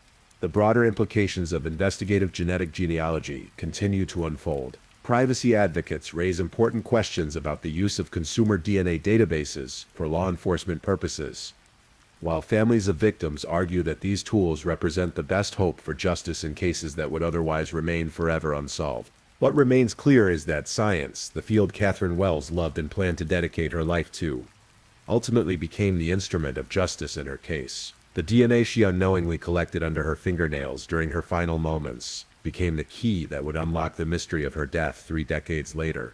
And so we conclude the story of Catherine Wells, a young woman whose life was cut tragically short, but whose legacy lives on in the scholarship that bears her name, the students who benefit from her memorial fund, and the scientific advances that finally brought her killer to justice.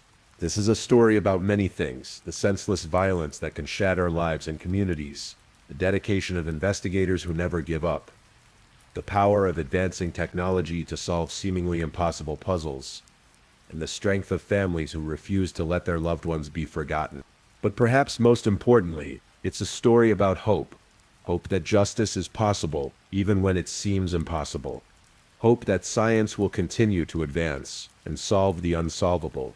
And hope that good people doing good work can ultimately triumph over those who choose violence and evil. Catherine Wells would have been 53 years old today. She would likely have made significant contributions to environmental science and conservation. She might have had children of her own, students she mentored, discoveries that benefited our understanding of the natural world she loved so much. While we cannot know what Kat's life might have been, we can take comfort in knowing that her death was not in vain. Her case has advanced forensic science, helped other families find justice, and reminded us all that even in our darkest moments, hope and truth can prevail. As you drift off to sleep tonight, remember Catherine Wells, not as a victim, but as a young woman who loved science, nature, and life itself. Remember that justice, though sometimes delayed, can still find its way. And remember that every day, dedicated people are working to solve mysteries, help families find peace, and ensure that those who commit terrible crimes will eventually face the consequences of their action. Please, if you're still awake and listening, don't forget to comment where you're listening from and the current time in your corner of the world. Also, be sure to like this video and subscribe if you haven't already, so you don't miss our daily true crime stories for sleep. Now, let's move on to our next story. Story 4. This case takes us to the sun-drenched streets of Santa Barbara, California, where passion, jealousy, and modern technology intersected in ways that would ultimately bring a killer to justice. This is the story of Marcus Rivera, a talented photographer whose eye for beauty and truth would in the end capture the evidence needed to solve his own murder. It's a story that reminds us how the digital age has transformed not just how we live, but how justice is served. Our journey begins in the summer of 2019, in a city known for its pristine beaches, Spanish architecture, and wealthy residents who value their privacy. But beneath Santa Barbara's polished surface, human emotions, love, betrayal, and deadly rage were about to collide with devastating consequences. Marcus Rivera had always seen the world differently. Even as a child growing up in East LA, he would notice things others missed. The way sunlight filtered through smog to create unexpected beauty. How shadows could tell stories more compelling than the objects that cast them. The emotions that flickered across faces when people thought no one was looking. By 2019, at age 34, Marcus had built a successful career as a freelance photographer specializing in what he called authentic moments. His Instagram account, A Marcus Captures, had over 50,000 followers who appreciated his ability to find extraordinary beauty in ordinary situations. But his real passion and his primary income came from wedding photography. Marcus didn't just take pictures at weddings, recalled his best friend and business partner, Diego Morales. He captured love stories. Couples would hire him not just for the formal shots, but because he had this gift for seeing and preserving the small, intimate moments that make each relationship unique.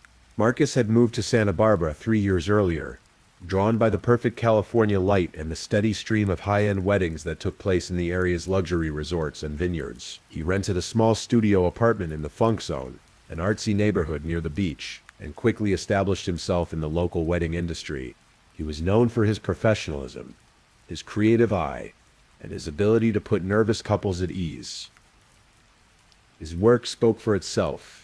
Emotional, artistic photographs that couples treasured long after their wedding day. His calendar was booked solid, often months in advance.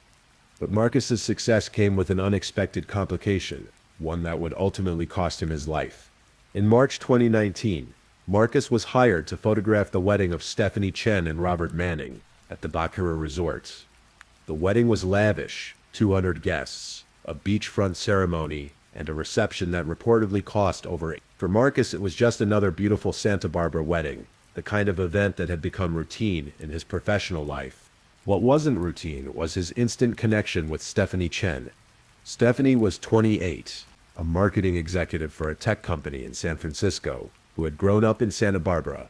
She was intelligent, ambitious, and strikingly beautiful, exactly the kind of woman who would normally be completely out of Marcus's league, or so he thought.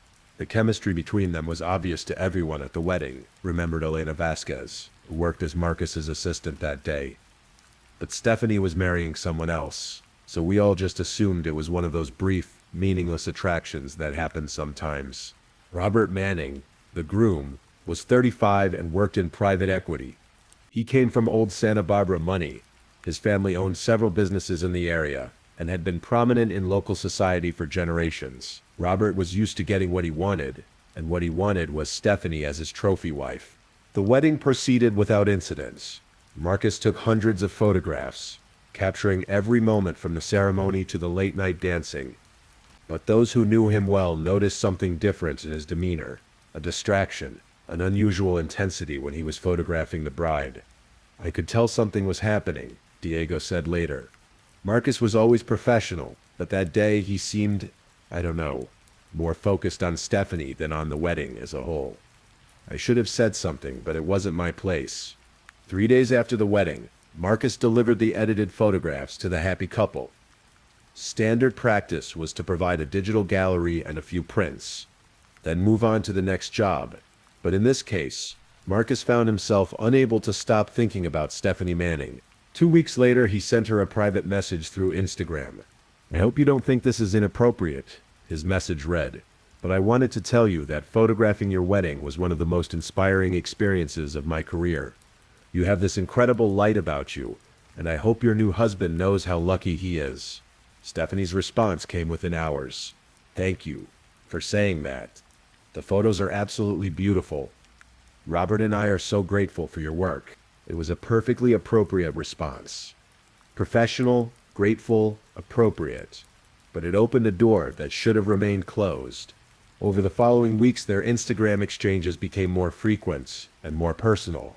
Marcus would share photos from his other work, and Stephanie would comment with thoughtful observations about composition and emotion. They discovered they shared interests in arts, travel, and social justice causes. "Looking back, I can see how it evolved," Stephanie would later tell investigators. "It started as professional appreciation, then became friendship, and then something more. I knew it was wrong, but Marcus made me feel seen in a way that Robert never did." By June 2019, their online friendship had moved to private messaging, then to text messages, and finally to secret meetings. Marcus would drive up to San Francisco on weekends, when Robert was traveling for business. Stephanie would come to Santa Barbara when she could get away from work. Their affair was passionate, but also dangerous. Robert Manning was not the kind of man who would take betrayal lightly, and Santa Barbara's high society was a small world where secrets were hard to keep. Marcus knew he was playing with fire, Diego recalled. But he was completely infatuated with Stephanie. He'd never been in love like that before, and he couldn't see past his feelings to the potential consequences. Marcus began taking risks. He would photograph Stephanie during their secret meetings, capturing intimate moments that he saved in a password-protected folder on his computer. He started talking about her to close friends, describing her as the one, and hinting that he was involved with someone special. In August 2019, Marcus made a decision that would set the tragic events in motion. He told Stephanie that he wanted her to leave Robert and move in with him in Santa Barbara. He was ready to go public with their relationship and start a life together. Stephanie's response was not what he expected. "I can't do that, Marcus," she told him during what would be their last secret meeting. "Robert would destroy both of us.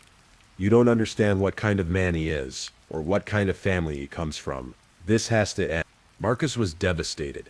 He had given up other relationships, turned down job opportunities in other cities, and organized his entire life around the hope of a future with Stephanie. Her rejection felt like a betrayal of everything they had shared. He became obsessed, Elena remembered. After Stephanie ended things, Marcus couldn't let go. He would spend hours looking at the photos he'd taken of her, both at the wedding and during their affair. He started talking about exposing her marriage, about telling Robert the truth. Friends tried to intervene, urging Marcus to move on and find someone available. But Marcus had convinced himself that Stephanie was just scared, and that if he could find the right way to approach the situation, she would change her mind. In early September 2019, Marcus made a decision that would seal his fate. He decided to confront Robert Manning directly, to tell him about the affair and try to convince him to let Stephanie go. It was a plan born of desperation and romantic delusion. Marcus genuinely believed that if Robert knew the truth about Stephanie's feelings, he would agree to a divorce and everyone could move on with their lives. He had no idea that Robert Manning already knew about the affair and had been planning his response for weeks. September 15th, 2019 was a typical Sunday in Santa Barbara. The morning marine layer had burned off by 10 a.m., revealing the kind of perfect blue sky that drew people from around the world to the Central Coast. Tourists strolled State Street, families gathered at the beach, and the wealthy residents of Montecito tended their gardens and enjoyed their ocean view brunches. Marcus Rivera woke up in his funk zone apartment with a sense of purpose he hadn't felt in weeks. Today was the day he would finally confront Robert Manning and tell him the truth about the affair with Stephanie. In Marcus's mind, honesty would somehow set everyone free. He had spent the previous evening crafting what he thought would be a persuasive argument. He would tell Robert that Stephanie was unhappy in their marriage, that she deserved to be with someone who truly understood and appreciated her, and that continuing the charade of their marriage would only hurt everyone involved. Looking back, friends and family would marvel at Marcus's naivety. He was a talented artist but an inexperienced romantic who had never encountered the kind of wealth, power, and ruthlessness that characterized Robert Manning's world. Marcus had this belief that people were fundamentally good, Diego reflected later. He couldn't imagine that someone would react to the truth with violence. He thought Robert would be hurt, maybe angry, but ultimately reasonable. What Marcus didn't know was that Robert Manning had discovered the affair weeks earlier through a private investigator he had hired to monitor Stephanie's activities. Robert had been suspicious of his wife's frequent trips to Santa Barbara and her suddenly secretive behavior with her phone. The investigator, a former police detective named Frank Kozlowski, had provided Robert with photographs, phone records, and a detailed timeline of the affair. Robert knew about every secret meeting, every romantic text message, every lie Stephanie had told to cover her tracks. But rather than confronting his wife immediately, Robert had chosen a different path. He began planning his revenge. Robert Manning was a sociopath, prosecutor Janet Walsh would later argue in court. He didn't react to his wife's betrayal with the normal emotions of hurt or anger. He reacted with cold calculation and a desire for complete control. He wanted to destroy both Stephanie and Marcus, but he wanted to do it in a way that would leave him appearing to be the victim. Robert's plan was sophisticated and methodical. He would eliminate Marcus Rivera, the man who had corrupted his wife, and frame Stephanie for the murder. This would give him everything he wanted: revenge against both lovers, sympathy from society, and freedom to remarry without the stigma of divorce. On the morning of September 15th, Robert put his plan into motion. He called Marcus's studio and left a voicemail asking for a meeting to discuss a delicate matter concerning your recent work. Marcus, thinking that Robert had somehow discovered the affair and wanted to discuss it like civilized adults, immediately called back and agreed to meet that afternoon at Robert's estate in Montecito. I should have been suspicious when he suggested meeting at his house instead of a public place, Marcus told Diego during their last conversation. But I was so focused on finally getting everything out in the open that I didn't think about the implications. At 2:30 p.m., Marcus drove his 2016 Honda Civic up the winding roads of Montecito to Robert Manning's mansion. The house was a sprawling Mediterranean-style estate worth over $8 million, set on 3 acres of perfectly manicured grounds, with panoramic ocean views. Marcus had been to the house once before, during the engagement party photo shoot he had done for the couple. That day, the house had been filled with laughter, music, and celebration. Today, it was eerily quiet. Robert met Marcus at the front door, appearing calm and composed. He was dressed casually in khakis and a polo shirt, looking like the wealthy businessman he was. Nothing in his demeanor suggested the violence he was planning. "Thank you for coming, Marcus," Robert said, extending his hand in greeting. "I think we have some things to discuss about Stephanie." Marcus shook his hand, relieved that Robert seemed willing to have a civilized conversation. I'm glad you called, Marcus replied. I've been wanting to talk to you for weeks. Robert led Marcus through the house to his home office, a masculine room lined with leather-bound books and expensive art. The office had French doors that opened onto a private patio overlooking the ocean. It was beautiful, peaceful, and completely isolated from any neighbors. Can I get you something to drink? Robert asked, playing the role of the gracious host. Just water, thanks, Marcus replied, settling into one of the leather chairs facing Robert's desk. As Robert poured water from a crystal decanter, Marcus began to speak. Robert, I know this is difficult, but I need to tell you something about Stephanie and me. We've been involved for several months now. I know that's hard to hear, but I think you should know that she's not happy in your marriage. Robert handed Marcus the glass of water and sat down behind his desk, his expression unreadable. Go on, Robert said quietly. Encouraged by what he interpreted as calm acceptance, Marcus continued, I love her, Robert, and I believe she loves me. I think the best thing for everyone would be for you to let her go. You both deserve to be with people who truly make you happy. Robert nodded slowly, as if considering Marcus's words carefully. You're right, he said finally. This is something we need to resolve. Marcus felt a wave of relief. This was going better than he had dared to hope. I'm so glad you understand, Marcus said. I was worried you might react badly to the news. Oh, I am reacting badly, Robert replied, his voice still eerily calm. You just can't see it yet. Before Marcus could process the meaning of those words, Robert opened his desk drawer and pulled out a Glock 19 pistol. You see, Marcus, I've known about your affair with my wife for over a month, Robert said, pointing the gun at Marcus's chest. I hired a private investigator to document every detail of your betrayal. I know about every secret meeting, every text message, every photograph you took of her. Marcus's face went white. He set down his water glass with a trembling hand and raised both hands in front of him. Robert, please. Let's talk about this. I know you're angry, but violence isn't the answer. You're wrong about that, Robert replied. Violence is exactly the answer. You thought you could steal my wife and humiliate me in front of my entire social circle. You thought there would be no consequences for your actions. Marcus stood up slowly, his hands still raised. I never meant to hurt you, I just fell in love with her. And now you're going to die for it, Robert said matter-of-factly. What happened next would be captured in extraordinary detail by technology that Marcus had with him, though neither man realized it at the time. Marcus had a habit of using his phone to record voice memos throughout the day. Reminders about photo shoots, creative ideas, grocery lists, and random thoughts. He had started a recording that morning while driving to Montecito, intending to capture his thoughts about the upcoming conversation with Robert. The phone was in his front pocket, still recording, when Robert pulled out the gun. Please don't do this, Marcus pleaded, his voice clearly audible on the recording. Think about what you're doing. This will ruin your life too. No, Robert replied calmly. This will save my life. After I kill you, I'm going to call the police and tell them that Stephanie hired you to murder me, but that I managed to turn the tables and kill you in self-defense. She'll be arrested for conspiracy to commit murder, and I'll be the grieving husband who survived an assassination attempt. The recording captured the sound of Robert's footsteps as he walked around the desk toward Marcus. You're insane, Marcus said, backing toward the French doors. The police will never believe that story.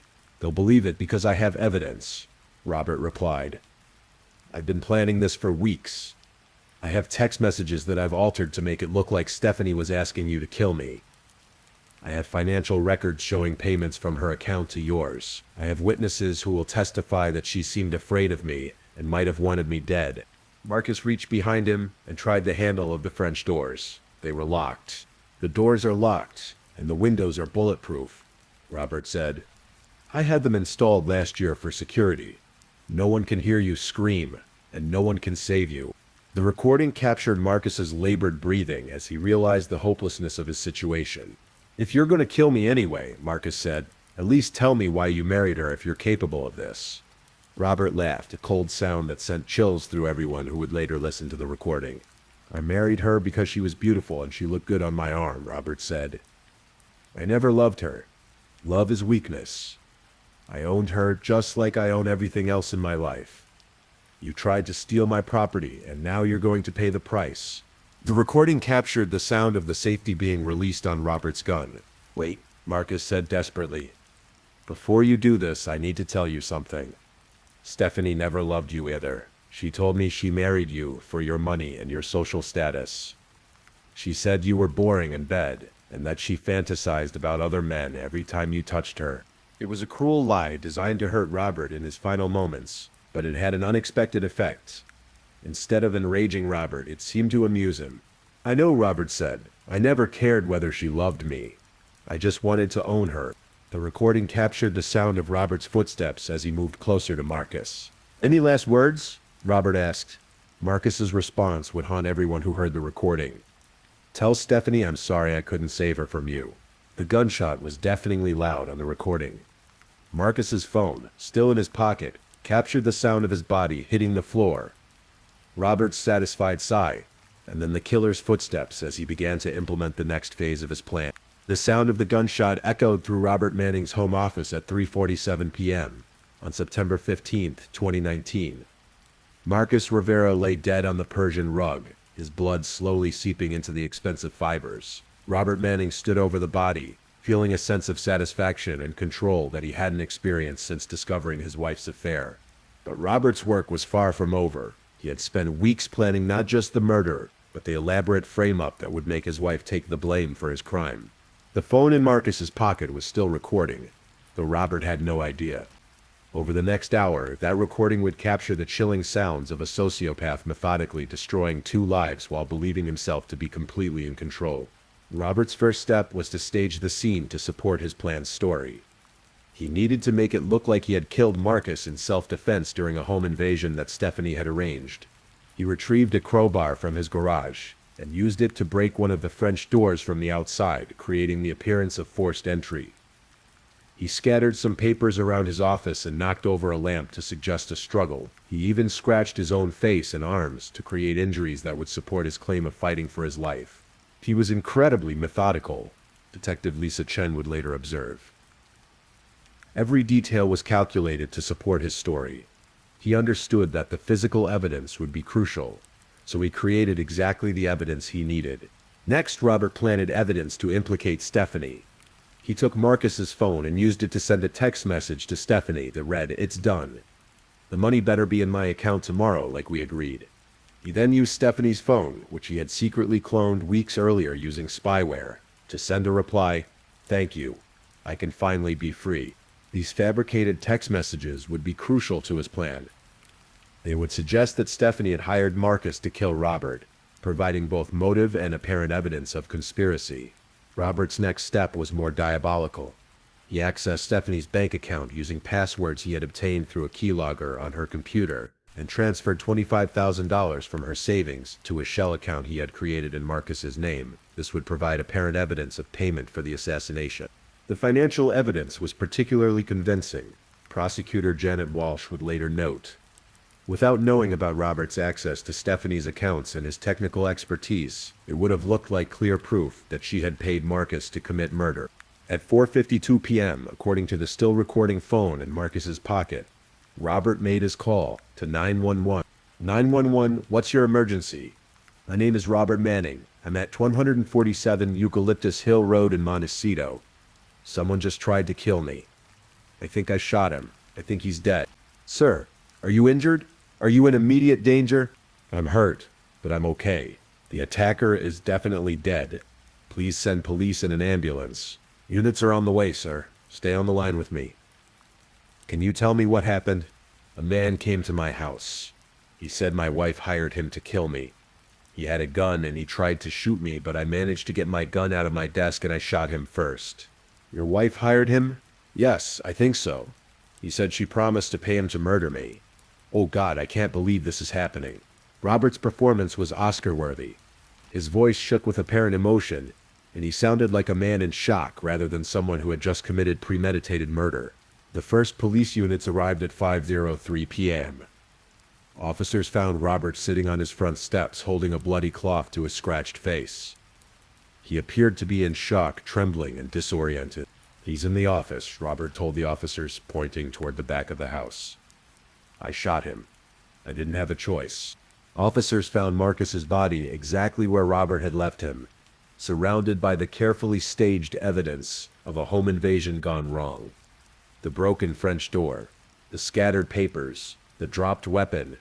Everything supported Robert's story of a desperate fight for survival. Detective Lisa Chen arrived at the scene at 5:25 p.m. Chen was a 15-year veteran of the Santa Barbara County Sheriff's Office, with extensive experience in homicide investigations. She immediately began documenting the scene and interviewing Robert. "Mr. Manning, I know this is difficult, but I need to ask you some questions about what happened here today." "Of course," Robert replied, his voice still shaking. "I want to help in any way I can. You said the victim claimed your wife hired him to kill you. Did you have any reason to suspect your wife might want to harm you?" Robert's response was perfectly calculated. "Stephanie and I have been having some marital problems. I suspected she might be having an affair, but I never imagined she would want me dead." "What kind of marital problems?" "She's been distant lately, secretive about her phone and her activities. She's been taking trips to Santa Barbara without me, claiming it was for work. But I was starting to wonder if there was another reason." Detective Chen made notes as Robert spoke. His story was consistent and detailed, and the physical evidence seemed to support his claims. "Do you recognize the victim?" "Yes, his name is Marcus Rivera. He's a photographer. He took pictures at our wedding last year." "Why do you think your wife would hire your wedding photographer to kill you?" "I think they've been having an affair," Robert said, his voice breaking with apparent emotion. "Maybe she saw murder as the only way to be with him without losing the money and lifestyle that comes with being married to me." At 6:15 p.m., Detective Chen received the call she was expecting. Stephanie Manning had been arrested at her office in San Francisco based on the fabricated text messages and financial transfers that Robert had created. "Mrs. Manning, you're under arrest for conspiracy to commit murder," the arresting officers told her as she sat in her cubicle, completely oblivious to the fact that her husband was dead and she was being framed for his murder. Stephanie's reaction was one of complete shock and confusion. "What are you talking about? Who am I supposed to have conspired to kill?" "Your husband, ma'am. We have evidence that you hired Marcus Rivera to murder Robert Manning." "That's impossible," Stephanie stammered. "Robert isn't dead. I just talked to him this morning, and Marcus would never hurt anyone." But as the evidence was presented to her, the text messages, the financial transfers, the testimony of her supposedly grieving husband, Stephanie began to understand the scope of the trap that had been set for her. "Robert planned this," she told Detective Chen during her first interrogation. "He found out about the affair and decided to frame me for murder. You have to believe me. Mrs. Manning, we have your text messages arranging the murder. We have bank records showing you paid Mr. Rivera $25,000. We have your husband's testimony about your marital problems. What evidence do you have that this is all fabricated?" Stephanie had no answer. Robert had been too thorough, too clever. Every piece of evidence pointed to her guilt, and she had no way to prove that it had all been manufactured by the real killer. By midnight on September 15th, 2019, Robert Manning's plan seemed to have worked perfectly. Marcus Rivera was dead, Stephanie Manning was in jail charged with his murder, and Robert was being treated as a hero who had survived an assassination attempt. The local media picked up the story quickly. "Millionaire survives murder plot," read the headline in the Santa Barbara news press. "Wife hired wedding photographer to kill husband," proclaimed the San Francisco Chronicle. Robert gave interviews expressing his shock and sadness over his wife's betrayal. He played the role of a grieving husband perfectly, telling reporters that he still loved Stephanie despite what she had done and that he hoped she would get the help she needed. "I can't believe the woman I married was capable of this," he told a TV reporter, tears streaming down his face. "I keep thinking there must be some mistake, but the evidence is overwhelming." The case seemed open and shut. Stephanie Manning had been caught red-handed, and the evidence against her was overwhelming. Her attorney advised her to accept a plea bargain to avoid the death penalty. But there was one piece of evidence that Robert Manning didn't know about. Marcus Rivera's phone, still recording in his pocket, had captured everything. And that recording was about to unravel Robert's perfect crime. 3 days after Marcus Rivera's murder, Detective Lisa Chen was conducting a thorough review of the evidence when she made a discovery that would change everything. While cataloging Marcus's personal effects, she found his iPhone still in his pocket, and when she powered it on, she discovered something extraordinary. The phone's voice memo app had been recording for over 2 hours on September 15th. capturing not just the murder itself, but Robert Manning's detailed confession and his methodical staging of the crime scene. "I've been a detective for 15 years, Chen would later recall, and I've never encountered a case where the victim provided such complete testimony about their own murder. Marcus Rivera literally spoke to us from beyond the grave." The recording was crystal clear. Chen listened in growing amazement as she heard Robert Manning's voice calmly explaining his plan to frame Stephanie for murder, his admission to killing Marcus in cold blood, and his step-by-step process of creating false evidence. At 2:30 p.m. on September 18th, Detective Chen called District Attorney Janet Walsh with news that would turn the case upside down. "Janet, you need to hear this recording immediately," Chen said. "We've got the wrong person in custody. Stephanie Manning is innocent, and her husband is a cold-blooded killer." Walsh listened to the recording with growing horror and amazement. The evidence was overwhelming and undeniable. Robert Manning had not only committed murder, but had done so in a way that demonstrated premeditation, exceptional cruelty, and a level of manipulation that was truly chilling. "This is one of the most diabolical murder plots I've ever encountered," Walsh told Chen. "Manning didn't just kill Marcus Rivera. He tried to destroy his wife's life as well. We need to move quickly before he realizes what we've discovered." The challenge was arresting Robert Manning without alerting him to the existence of the recording. If he suspected that his confession had been captured, he might destroy other evidence or flee the country. Detective Chen developed a strategy to arrest Robert under the pretense of needing additional information about the supposed home invasion. She called him and asked if he could come to the station to review some evidence and clarify details about the attack. "Of course, Detective," Robert replied, his voice full of helpful concern. "I want to do everything I can to make sure Stephanie gets the help she needs and that justice is served."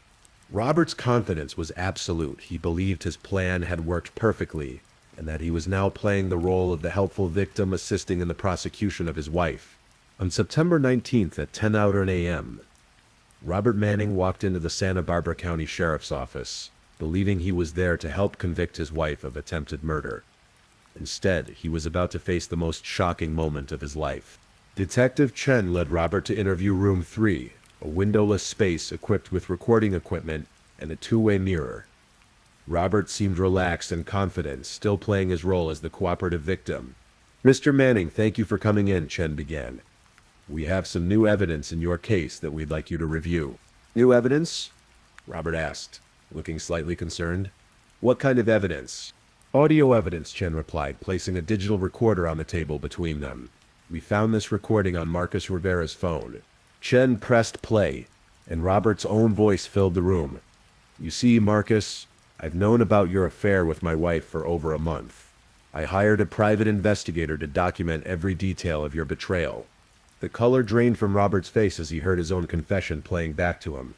His carefully constructed facade crumbled in an instant, replaced by the cold, calculating expression that revealed his true nature. "That recording was made illegally," Robert said, his voice no longer shaking with false emotion. "It's inadmissible in court. Actually, Mr. Manning, the recording was made by the victim on his own phone in a private residence," Chen replied. "It's completely legal and completely admissible." The recording continued to play, and Robert listened to his own voice describing his plan to frame Stephanie for murder. His hands clenched into fists as he realized that his perfect crime was unraveling before his eyes. "I want a lawyer," Robert said finally. "That's your right," Chen replied. "But first, you're under arrest for the murder of Marcus Rivera." As Chen read Robert his Miranda rights, she could see the wheels turning in his mind. He was trying to find a way out, searching for an angle that might still save him. But the recording had captured everything, and there was no explanation that could overcome his own detailed confession. Robert Manning was booked into the Santa Barbara County Jail at 11:30 a.m. on September 19th, 2019. Meanwhile, across the state, Stephanie Manning was being released from custody in San Francisco. The charges against her dropped based on the newly discovered evidence. The news of Robert's arrest sent shockwaves through Santa Barbara's high society. The man who had been portrayed as a heroic victim was revealed to be a calculating killer who had tried to destroy his own wife's life to cover up his crime. The recording changed everything, Prosecutor Janet Walsh explained to the media.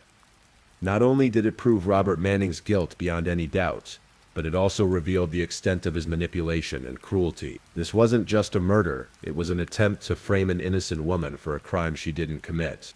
The case became a sensation, not just locally, but nationally. The idea that a murder victim had essentially solved his own case through accidental recording captured the public imagination and highlighted how modern technology was changing criminal investigations. Legal experts called it one of the most compelling pieces of evidence ever presented in a murder case. The recording didn't just show that Robert was guilty, it provided a complete picture of his mindset, his methods, and his callous disregard for human life. In 30 years of practicing law, I've never seen evidence this complete and damning, said defense attorney Michael Torres, who was following the case for a legal journal. Robert Manning's own words condemned him more thoroughly than any prosecutor ever could. As Robert sat in his jail cell awaiting trial, he must have realized the bitter irony of his situation. His meticulous planning, his attention to detail, and his belief in his own superiority had all been undone by a simple recording device that he never knew was running. Marcus Rivera, the man he had killed in cold blood, had become his own best witness. Through the miracle of modern technology, the victim was about to testify at his killer's trial from beyond the grave. The trial of Robert Manning began on March 2, 2020, in the Santa Barbara County Superior Court. Judge Patricia Wong presided over what was already being called the digital witness case by the media. The courtroom was packed with reporters, legal observers, and members of the community who had followed the shocking developments since Marcus Rivera's murder. Prosecutor Janet Walsh opened her case with a statement that would resonate throughout the trial. Ladies and gentlemen of the jury, you are about to hear testimony from a murder victim. Through the power of technology and his own courage, Marcus Rivera will tell you exactly what happened on September 15, 2019, and exactly who killed him. The defense, led by prominent criminal attorney David Castellanos, faced an almost impossible task. How do you defend a client whose own voice has been recorded confessing to murder and detailing his plan to frame his wife? Castellanos' strategy was to argue that Robert had been driven to temporary insanity by his wife's betrayal, and that the killing was a crime of passion rather than premeditated murder. It was a difficult argument to make, given the extensive evidence of planning, but it was virtually the only defense available. My client discovered that the woman he loved had been betraying him with another man, Castellanos told the jury during his opening statement. The emotional trauma of this discovery, combined with Marcus Rivera's taunting and threats, caused Robert Manning to snap in a moment of uncontrollable rage. But the prosecution's case was devastating in its completeness. Walsh played the entire 2-hour recording for the jury, allowing them to hear Robert's calm, calculated voice as he explained his plan in chilling detail. The recording spoke for itself.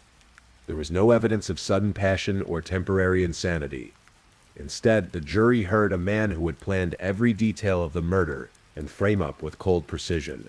You could hear in his voice that this wasn't a crime of passion, Walsh argued. Robert Manning speaks about killing Marcus Rivera the way someone might discuss a business transaction.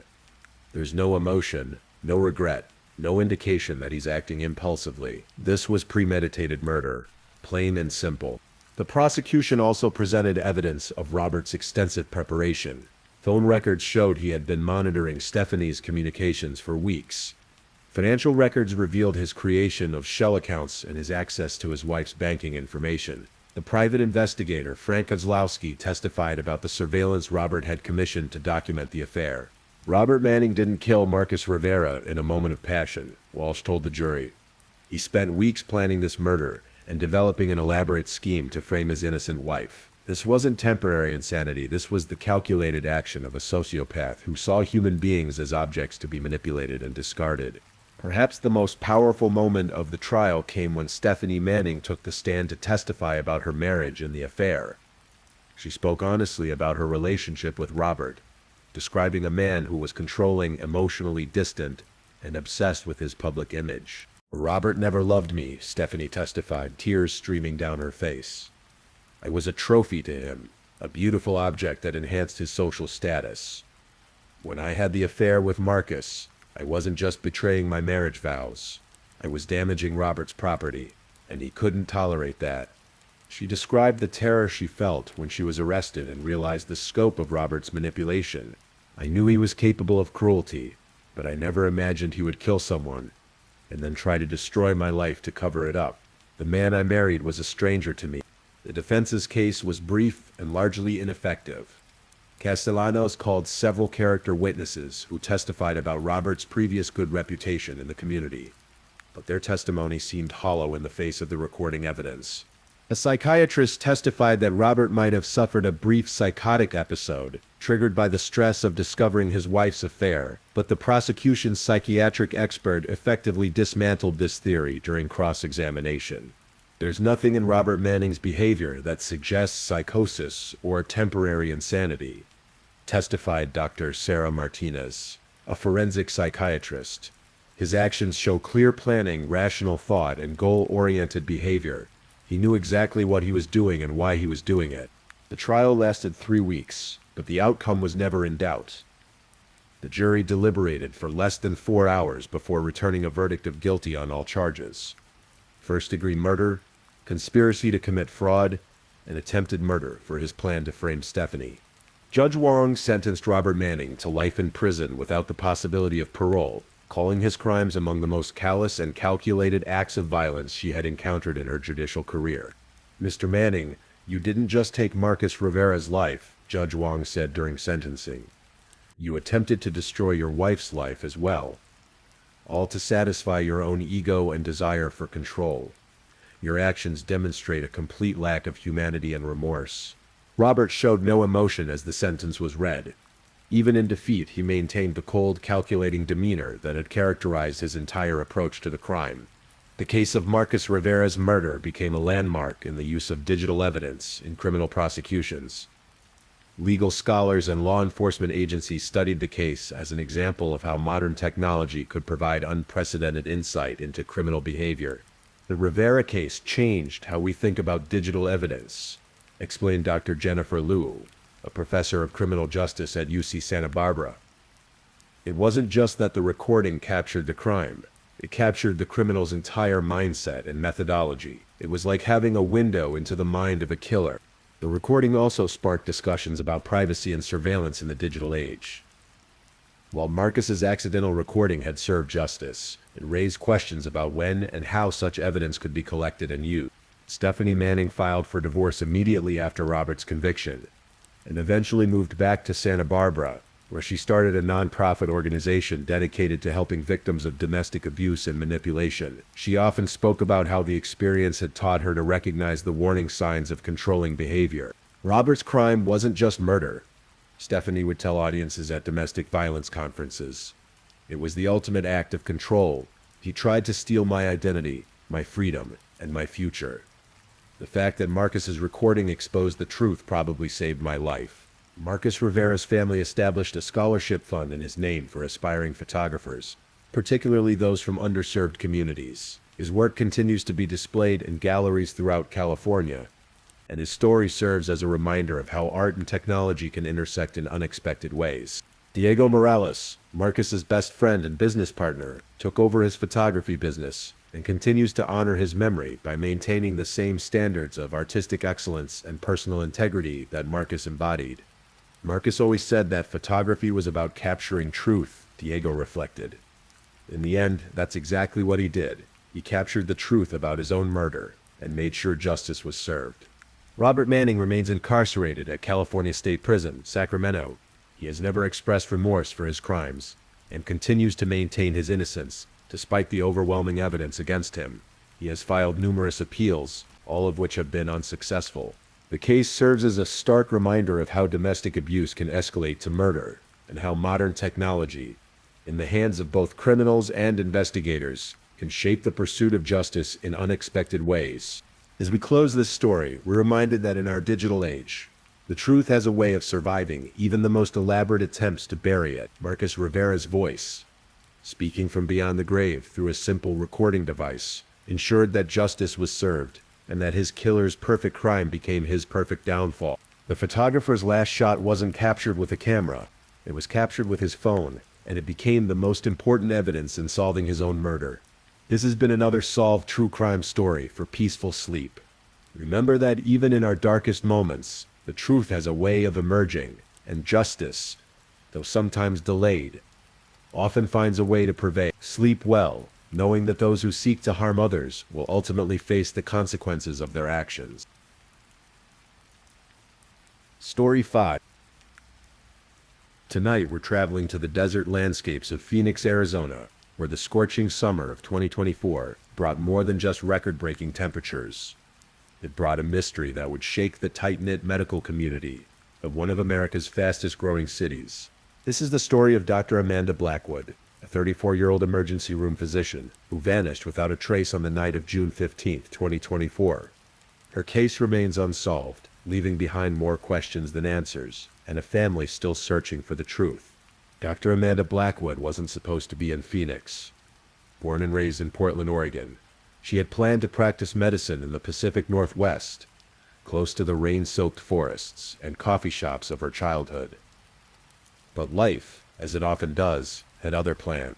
After completing her residency at Oregon Health and Science University in 2019, Amanda received an offer she couldn't refuse from Desert Regional Medical Center in Phoenix. The hospital was expanding its emergency department, and they needed experienced physicians who could handle the intense pace of trauma medicine in a growing metropolitan area. Amanda was petite, just 5 feet 4 inches tall, with auburn hair that she always kept pulled back in a practical bun during her shifts. Her colleagues described her as having an almost supernatural calm during medical emergencies. While chaos swirled around her in the ER, Amanda moved with the precision of a surgeon and the steady voice of someone who had seen it all. She lived alone in a modest 2-bedroom apartment in the Ahwatukee neighborhood, about 20 minutes south of downtown Phoenix. It was a quiet area filled with young professionals and retirees who appreciated the mountain views and the sense of safety that came with planned communities. Amanda had chosen the apartment specifically because it had a small balcony that faced west, where she could watch the desert sunsets that had become her nightly ritual. Those who knew Amanda well, and there weren't many, as she was intensely private, described her as methodical in everything she did. She kept detailed journals, not just of her medical cases, but of her daily life. She tracked her running routes through the desert trails, her reading progress through medical journals, even her grocery shopping lists were precisely organized. This attention to detail would later prove crucial to investigators, because when Amanda disappeared, she left behind a life so meticulously documented that her absence created an immediate and obvious void. Dr. James Morrison, the head of emergency medicine at Desert Regional, worked closely with Amanda for nearly 5 years. He remembered her as someone who rarely spoke about her personal life, but who was absolutely dependable. Amanda was the kind of doctor you wanted on your team during the worst situations, he would later tell investigators. She never panicked, never raised her voice, and she had this way of making patients feel safe even when everything was falling apart around them. But there were things about Amanda that even her closest colleagues didn't know. She had been seeing a therapist, Dr. Rachel Martinez, for what she described as adjustment issues related to living in Arizona. The desert isolation had been harder on her than she'd expected. In her sessions with Dr. Martinez, Amanda spoke about feeling disconnected from her surroundings and struggling with the intense heat that seemed to drain her energy. More significantly, Amanda had been quietly investigating something that troubled her deeply. In her private journals, which police would discover after her disappearance, she had been documenting what she believed were irregularities in patient care at Desert Regional Medical Center. Nothing dramatic or immediately suspicious, but a pattern of unusual medication orders and patient transfers that didn't quite make sense to her trained eye. Amanda's last journal entry, dated June 14, 2024, just 1 day before she disappeared, contained a single line that would haunt investigators. "I think I know what's been happening, but I need to be absolutely certain before I say anything. Tomorrow, I'm going to check the records one more time." June 15, 2024, began like any other Saturday for Dr. Amanda Blackwood. Security cameras at her apartment complex show her leaving for her morning run at exactly 6, wearing her usual black running shorts and a bright blue tank top that read Oregon Health Sciences University across the chest, a gift from her residency program that she wore like a badge of honor. Amanda's running route was as predictable as everything else in her life. She would jog through the winding streets of Ahwatukee, then take the trail that led up to South Mountain Park, one of the largest municipal parks in the United States. The trail was exactly 3.2 miles each way, and Amanda timed herself on every run. Her phone's fitness app showed that she completed the route that morning in 46 minutes and 23 seconds, about average for her usual pace. She returned to her apartment at 7:41 a.m., where she followed her standard post-run routine, a protein smoothie made with spinach, banana, and almond milk, followed by a shower and 30 minutes of reading medical journals while drinking a single cup of coffee, black, no sugar. At 9:15 a.m., Amanda's neighbor, Mrs. Elena Vasquez, saw her carrying laundry to the complex's shared laundry room. Mrs. Vasquez, a retired teacher who had lived in the complex for over a decade, had developed a friendly relationship with Amanda over the years. She described Amanda as polite but reserved, someone who would smile and wave but rarely engaged in lengthy conversations. She looked completely normal that morning, Mrs. Vasquez would later tell investigators. Same as always. Calm, organized, carrying her laundry basket like it was a medical instrument. Very precise, very careful. Nothing seemed wrong at all. Amanda's phone records show that she made several calls that morning, all routine. She called her dentist's office to confirm an appointment for the following Tuesday. She spoke with her mother in Portland for 18 minutes, their usual weekly check-in call, where Amanda would update her parents on her work and her mother would share neighborhood gossip from Oregon. The conversation with her mother, Dr. Patricia Blackwood, a retired literature professor, was typical of their relationship. Amanda was dutiful about staying in touch, but she kept her personal struggles private. She sounded fine, Patricia would later recall through tears. Maybe a little tired, but she was always tired after her shifts at the hospital. She mentioned the heat was getting to her, but she said that every summer, there was nothing that made me think anything was wrong. At 11:30 a.m., Amanda texted her colleague, Dr. Sarah Kim, asking if she wanted to meet for lunch at their usual spots, a quiet cafe called Desert Bloom that specialized in healthy salads and fresh juices. Kim couldn't make it. She was covering an extra shift at the hospital, but she suggested they meet for lunch the following Tuesday instead. Amanda spent the afternoon at home, which was unusual for her on weekends. Typically, she would drive to one of Phoenix's many hiking trails, or visit the Desert Botanical Garden, which had become one of her favorite places to unwind. But according to the detailed schedule she kept in her phone, she had blocked out the entire afternoon for what she called research time. Her laptop's browser history from that day reveals that Amanda spent hours accessing the hospital's patient database system. She was looking up specific cases, cross-referencing medication dispensation records with patient outcomes. The search patterns suggest she was following up on the concerns she had mentioned in her journal entry the day before. At 4:30 p.m., Amanda made a phone call that investigators would later identify as potentially significant. She called the Arizona Medical Board's whistleblower hotline. The call lasted only 90 seconds, and according to the automated system, she didn't leave a message. However, phone records show that she immediately called the number again and this time stayed on the line for 7 minutes. No one knows what Amanda said during that call. The Arizona Medical Board's policies require that all whistleblower reports be kept confidential, and they have never publicly acknowledged whether Amanda made a formal complaint that day. That evening, Amanda followed her usual weekend routine. She ordered dinner from her favorite Thai restaurant, pad Thai with tofu, medium spicy, no peanuts due to a mild allergy. The delivery driver, Carlos Mendez, who had been delivering to Amanda for over 2 years, remembered dropping off her order at 7. She was always very polite, always tipped well, Carlos recalled. That night was no different. She came to the door, paid cash like she always did, said thank you, and that was it. She seemed normal to me.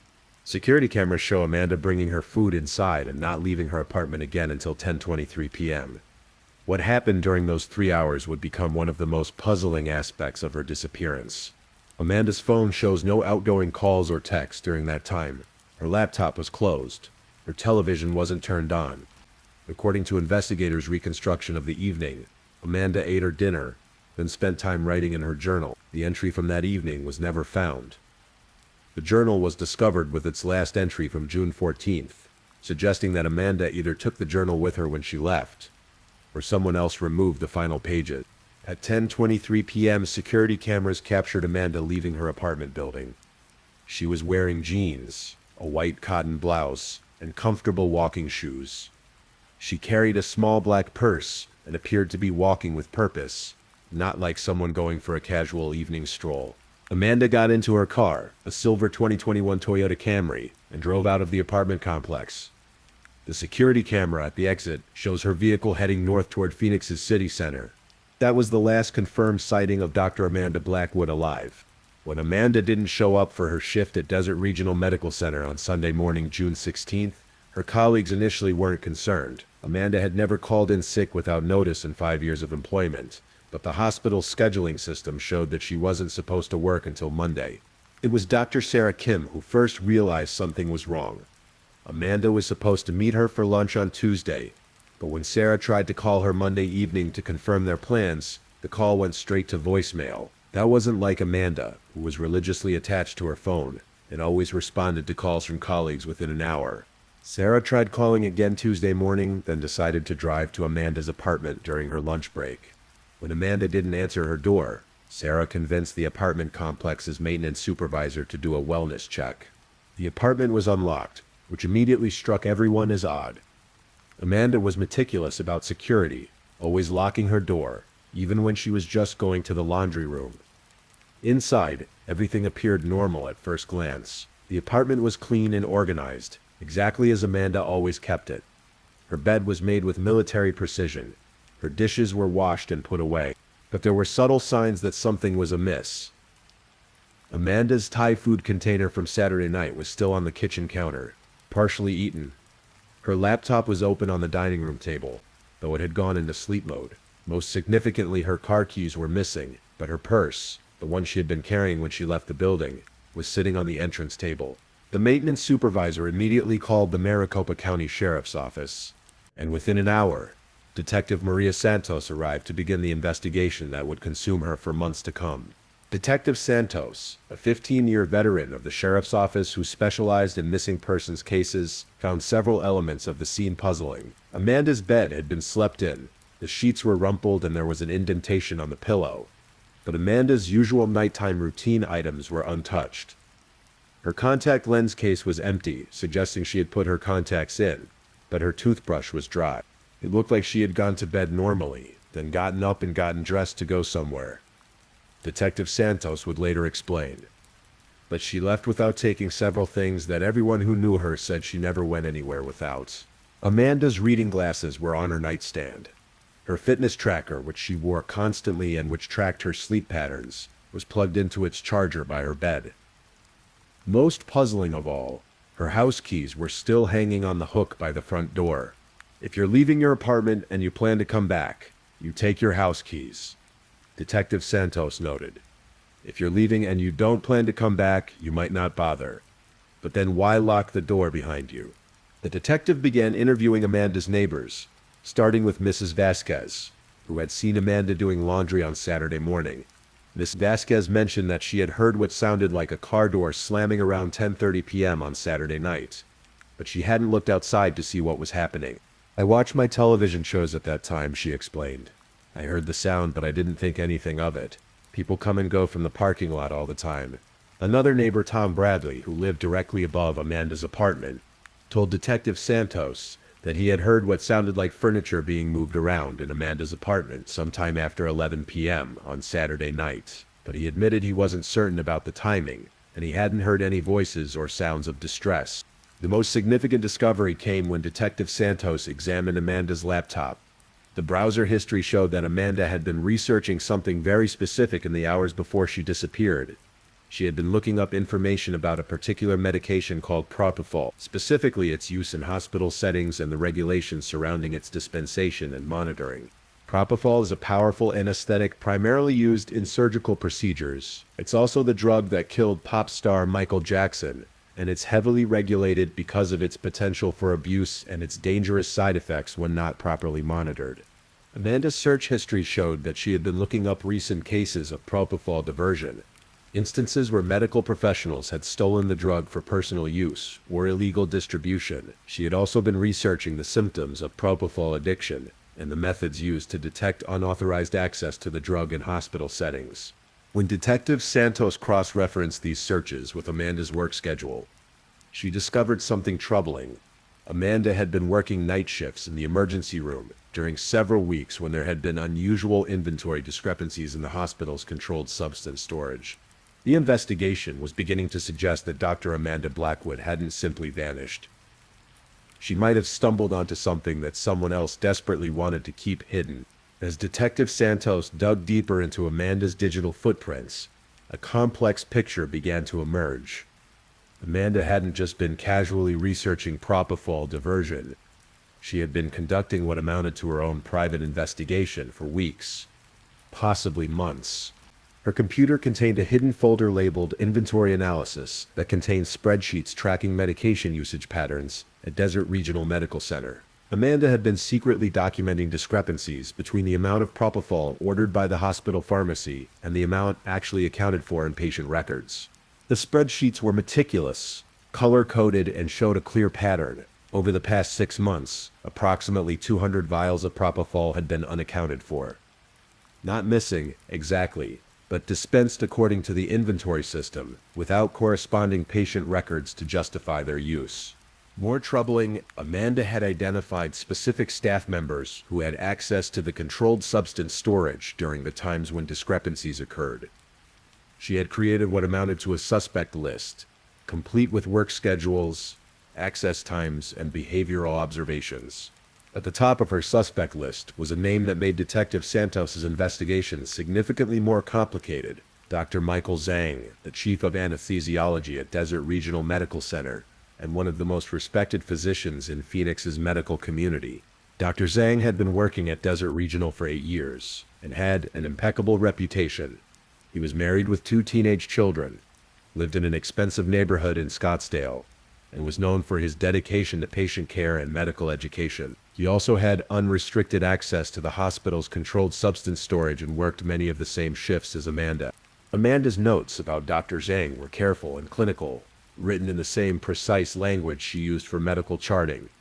She had observed him staying late after his shifts, often in areas of the hospital where he didn't typically work. She had noticed that he seemed unusually tired during morning meetings, and she had documented several instances where he had volunteered to handle medication tasks that would normally be delegated to nursing staff. But Amanda was careful not to make direct accusations. Her notes repeatedly emphasized that she needed more evidence before drawing any conclusions. Correlation is not causation, she had written in one margin note. Need to establish pattern of access and elimination of alternative explanations. Detective Santos realized that Amanda's disappearance might not be random. If Amanda had been preparing to expose a colleague's drug diversion scheme, and if that colleague knew about her investigation, it would provide a clear motive for wanting her silenced.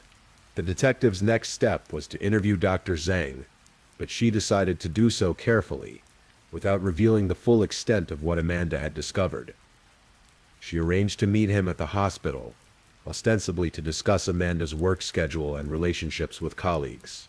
Dr. Zhang was a tall, thin man in his early 50s, with graying hair and the kind of intense focus that suggested a brilliant mind constantly at work. When Detective Santos asked about Amanda, he described her as a competent physician who kept to herself. Amanda was very professional, he said. She did excellent work in the emergency department, but she wasn't particularly social. I don't think I ever had a conversation with her that wasn't directly related to patient care.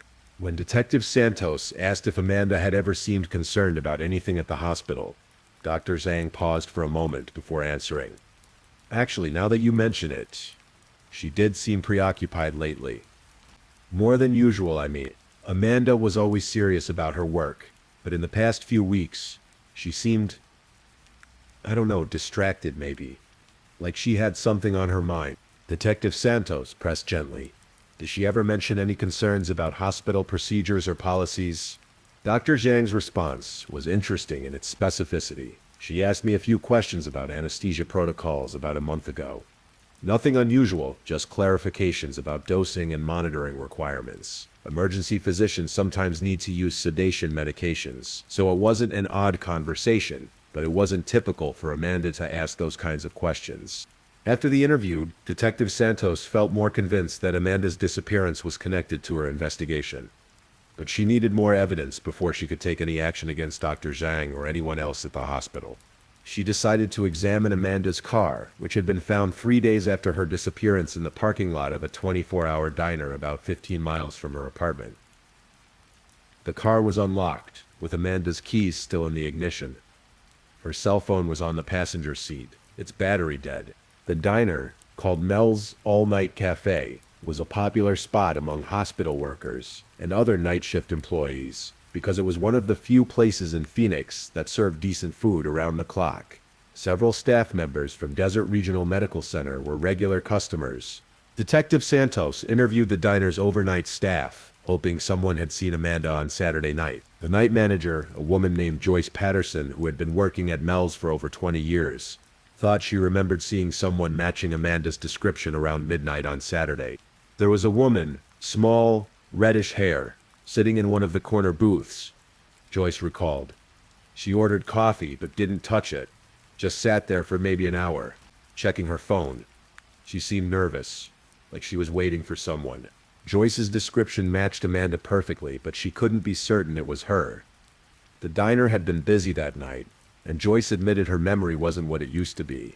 More significantly, the diner's security camera system had malfunctioned the previous week, so there was no video evidence of who had been there that night.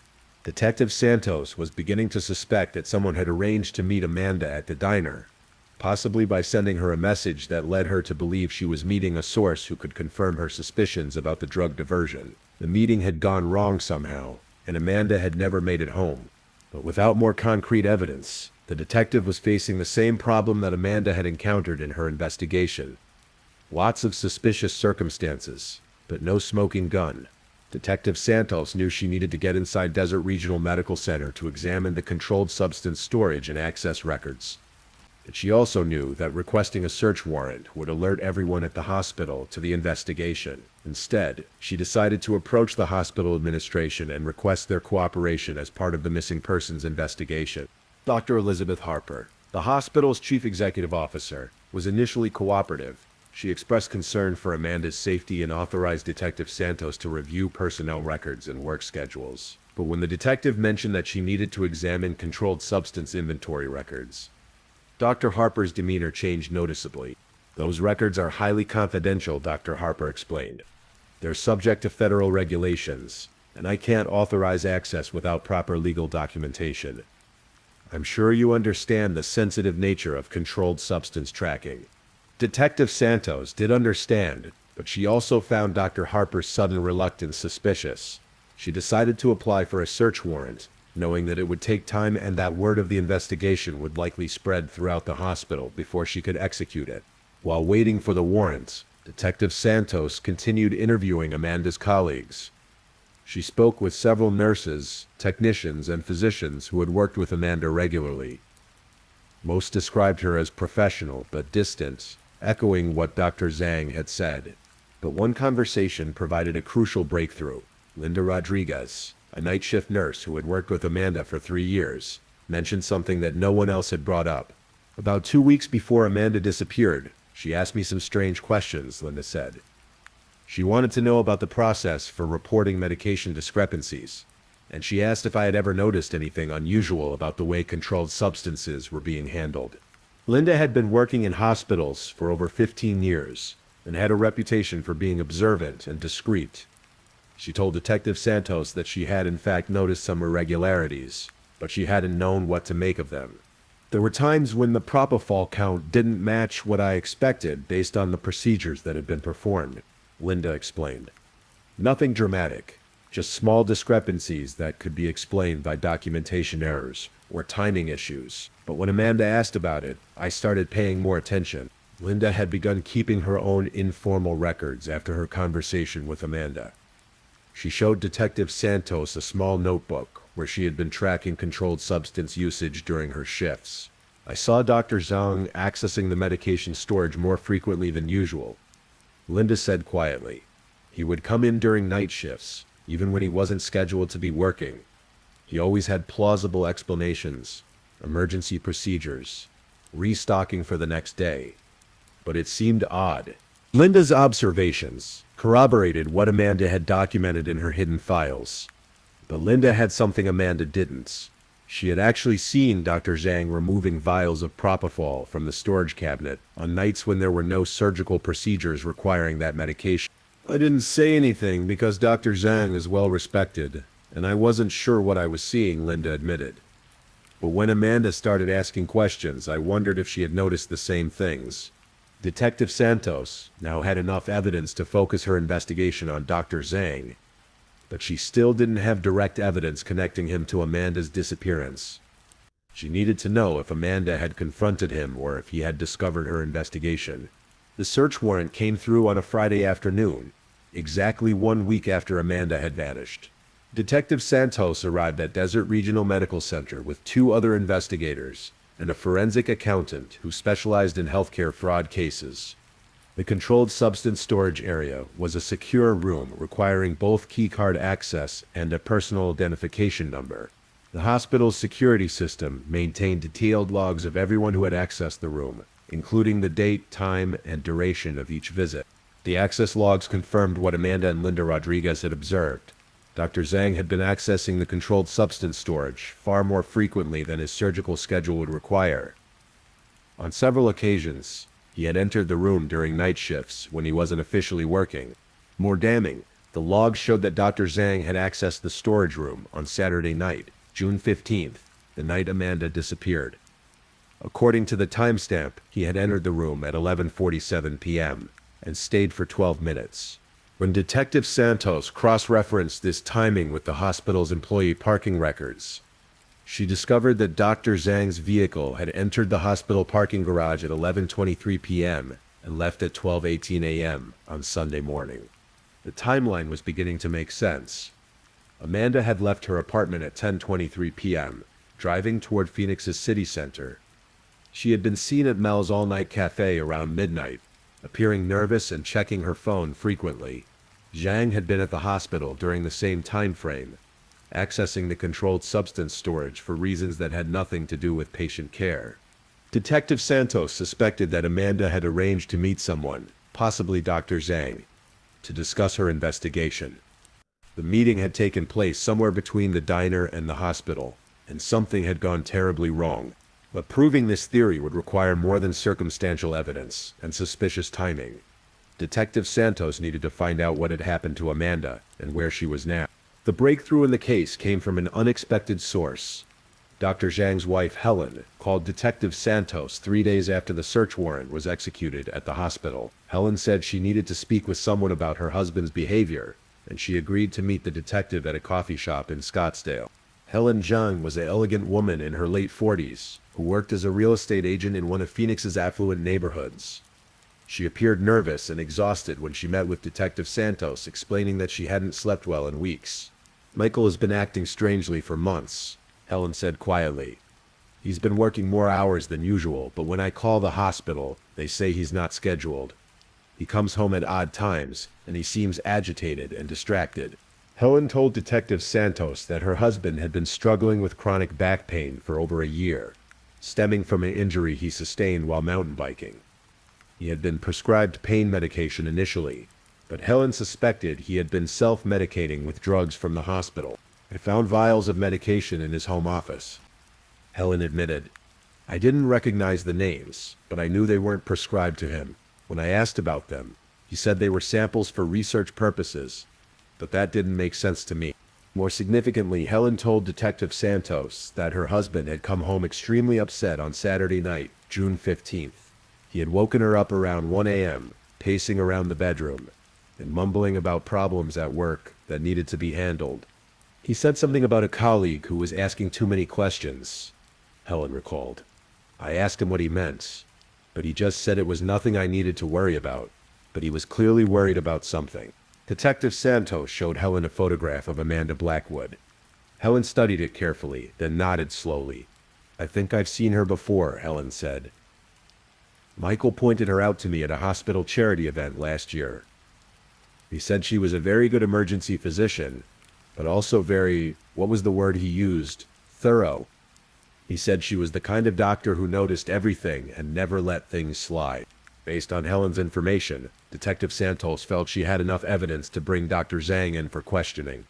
She arrested him at the hospital on a Thursday morning, charging him with controlled substance diversion while continuing to investigate his connection to Amanda's disappearance. Dr. Zhang initially denied any involvement in Amanda's disappearance, but he did admit to taking propofol from the hospital. He claimed he had developed a dependency on the drug as a way to manage both his chronic pain and his anxiety about work performance. "I never meant for it to go this far," he told Detective Santos during his first interview. "It started as just occasional use to help me sleep after difficult procedures. But it became something I needed to function." When Detective Santos confronted him with the timeline from June 15th, his presence at the hospital during the time Amanda was missing, Dr. Zhang's composure began to crack. "She called me," he finally admitted. "Amanda called me around 10 p.m. that Saturday night. She said she knew about the medication discrepancies, and she wanted to meet to discuss what to do about it." According to Dr. Zhang, Amanda had suggested meeting at Mel's all-night cafe to talk privately. She had told him that she didn't want to destroy his career, but she couldn't ignore what she had discovered. "I agreed to meet her, but I was panicking," Dr. Zhang said. "I knew that if she reported what she had found, I would lose my medical license, my job, everything. My family would be destroyed." Dr. Zhang met Amanda at the diner around midnight.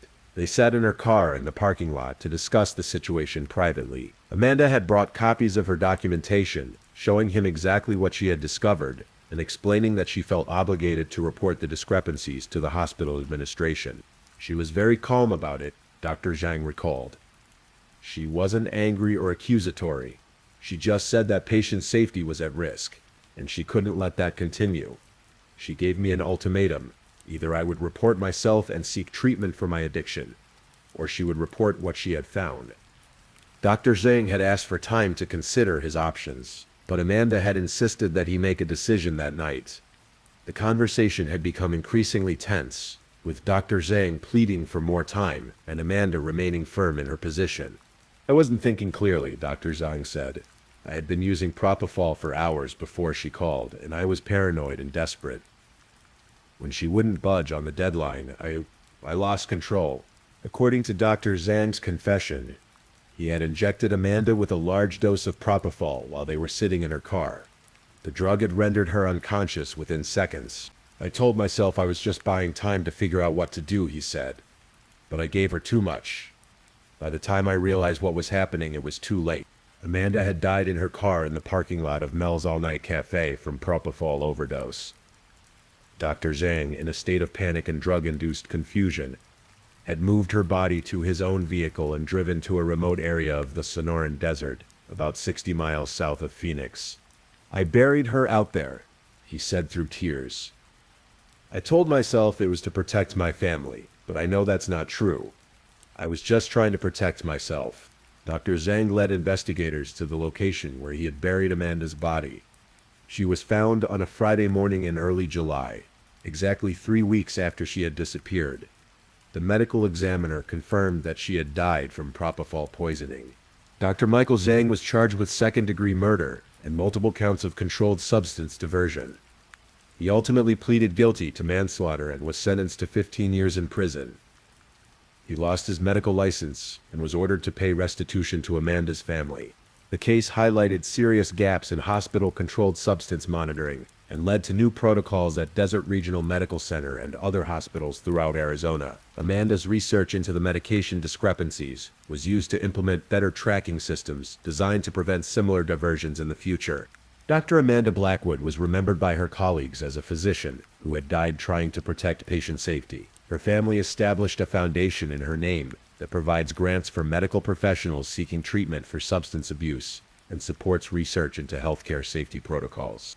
The desert where Amanda was found has been marked with a small memorial, placed there by her parents who traveled from Oregon to see where their daughter's story ended.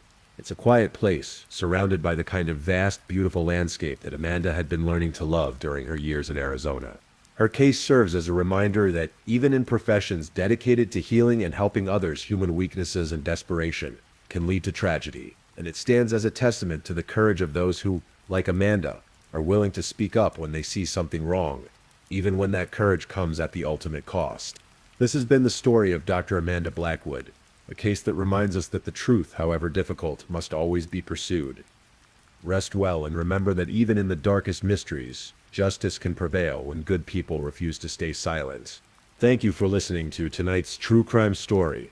Rest peacefully, knowing that another story awaits you next time. ready to accompany you on another journey toward restorative sleep.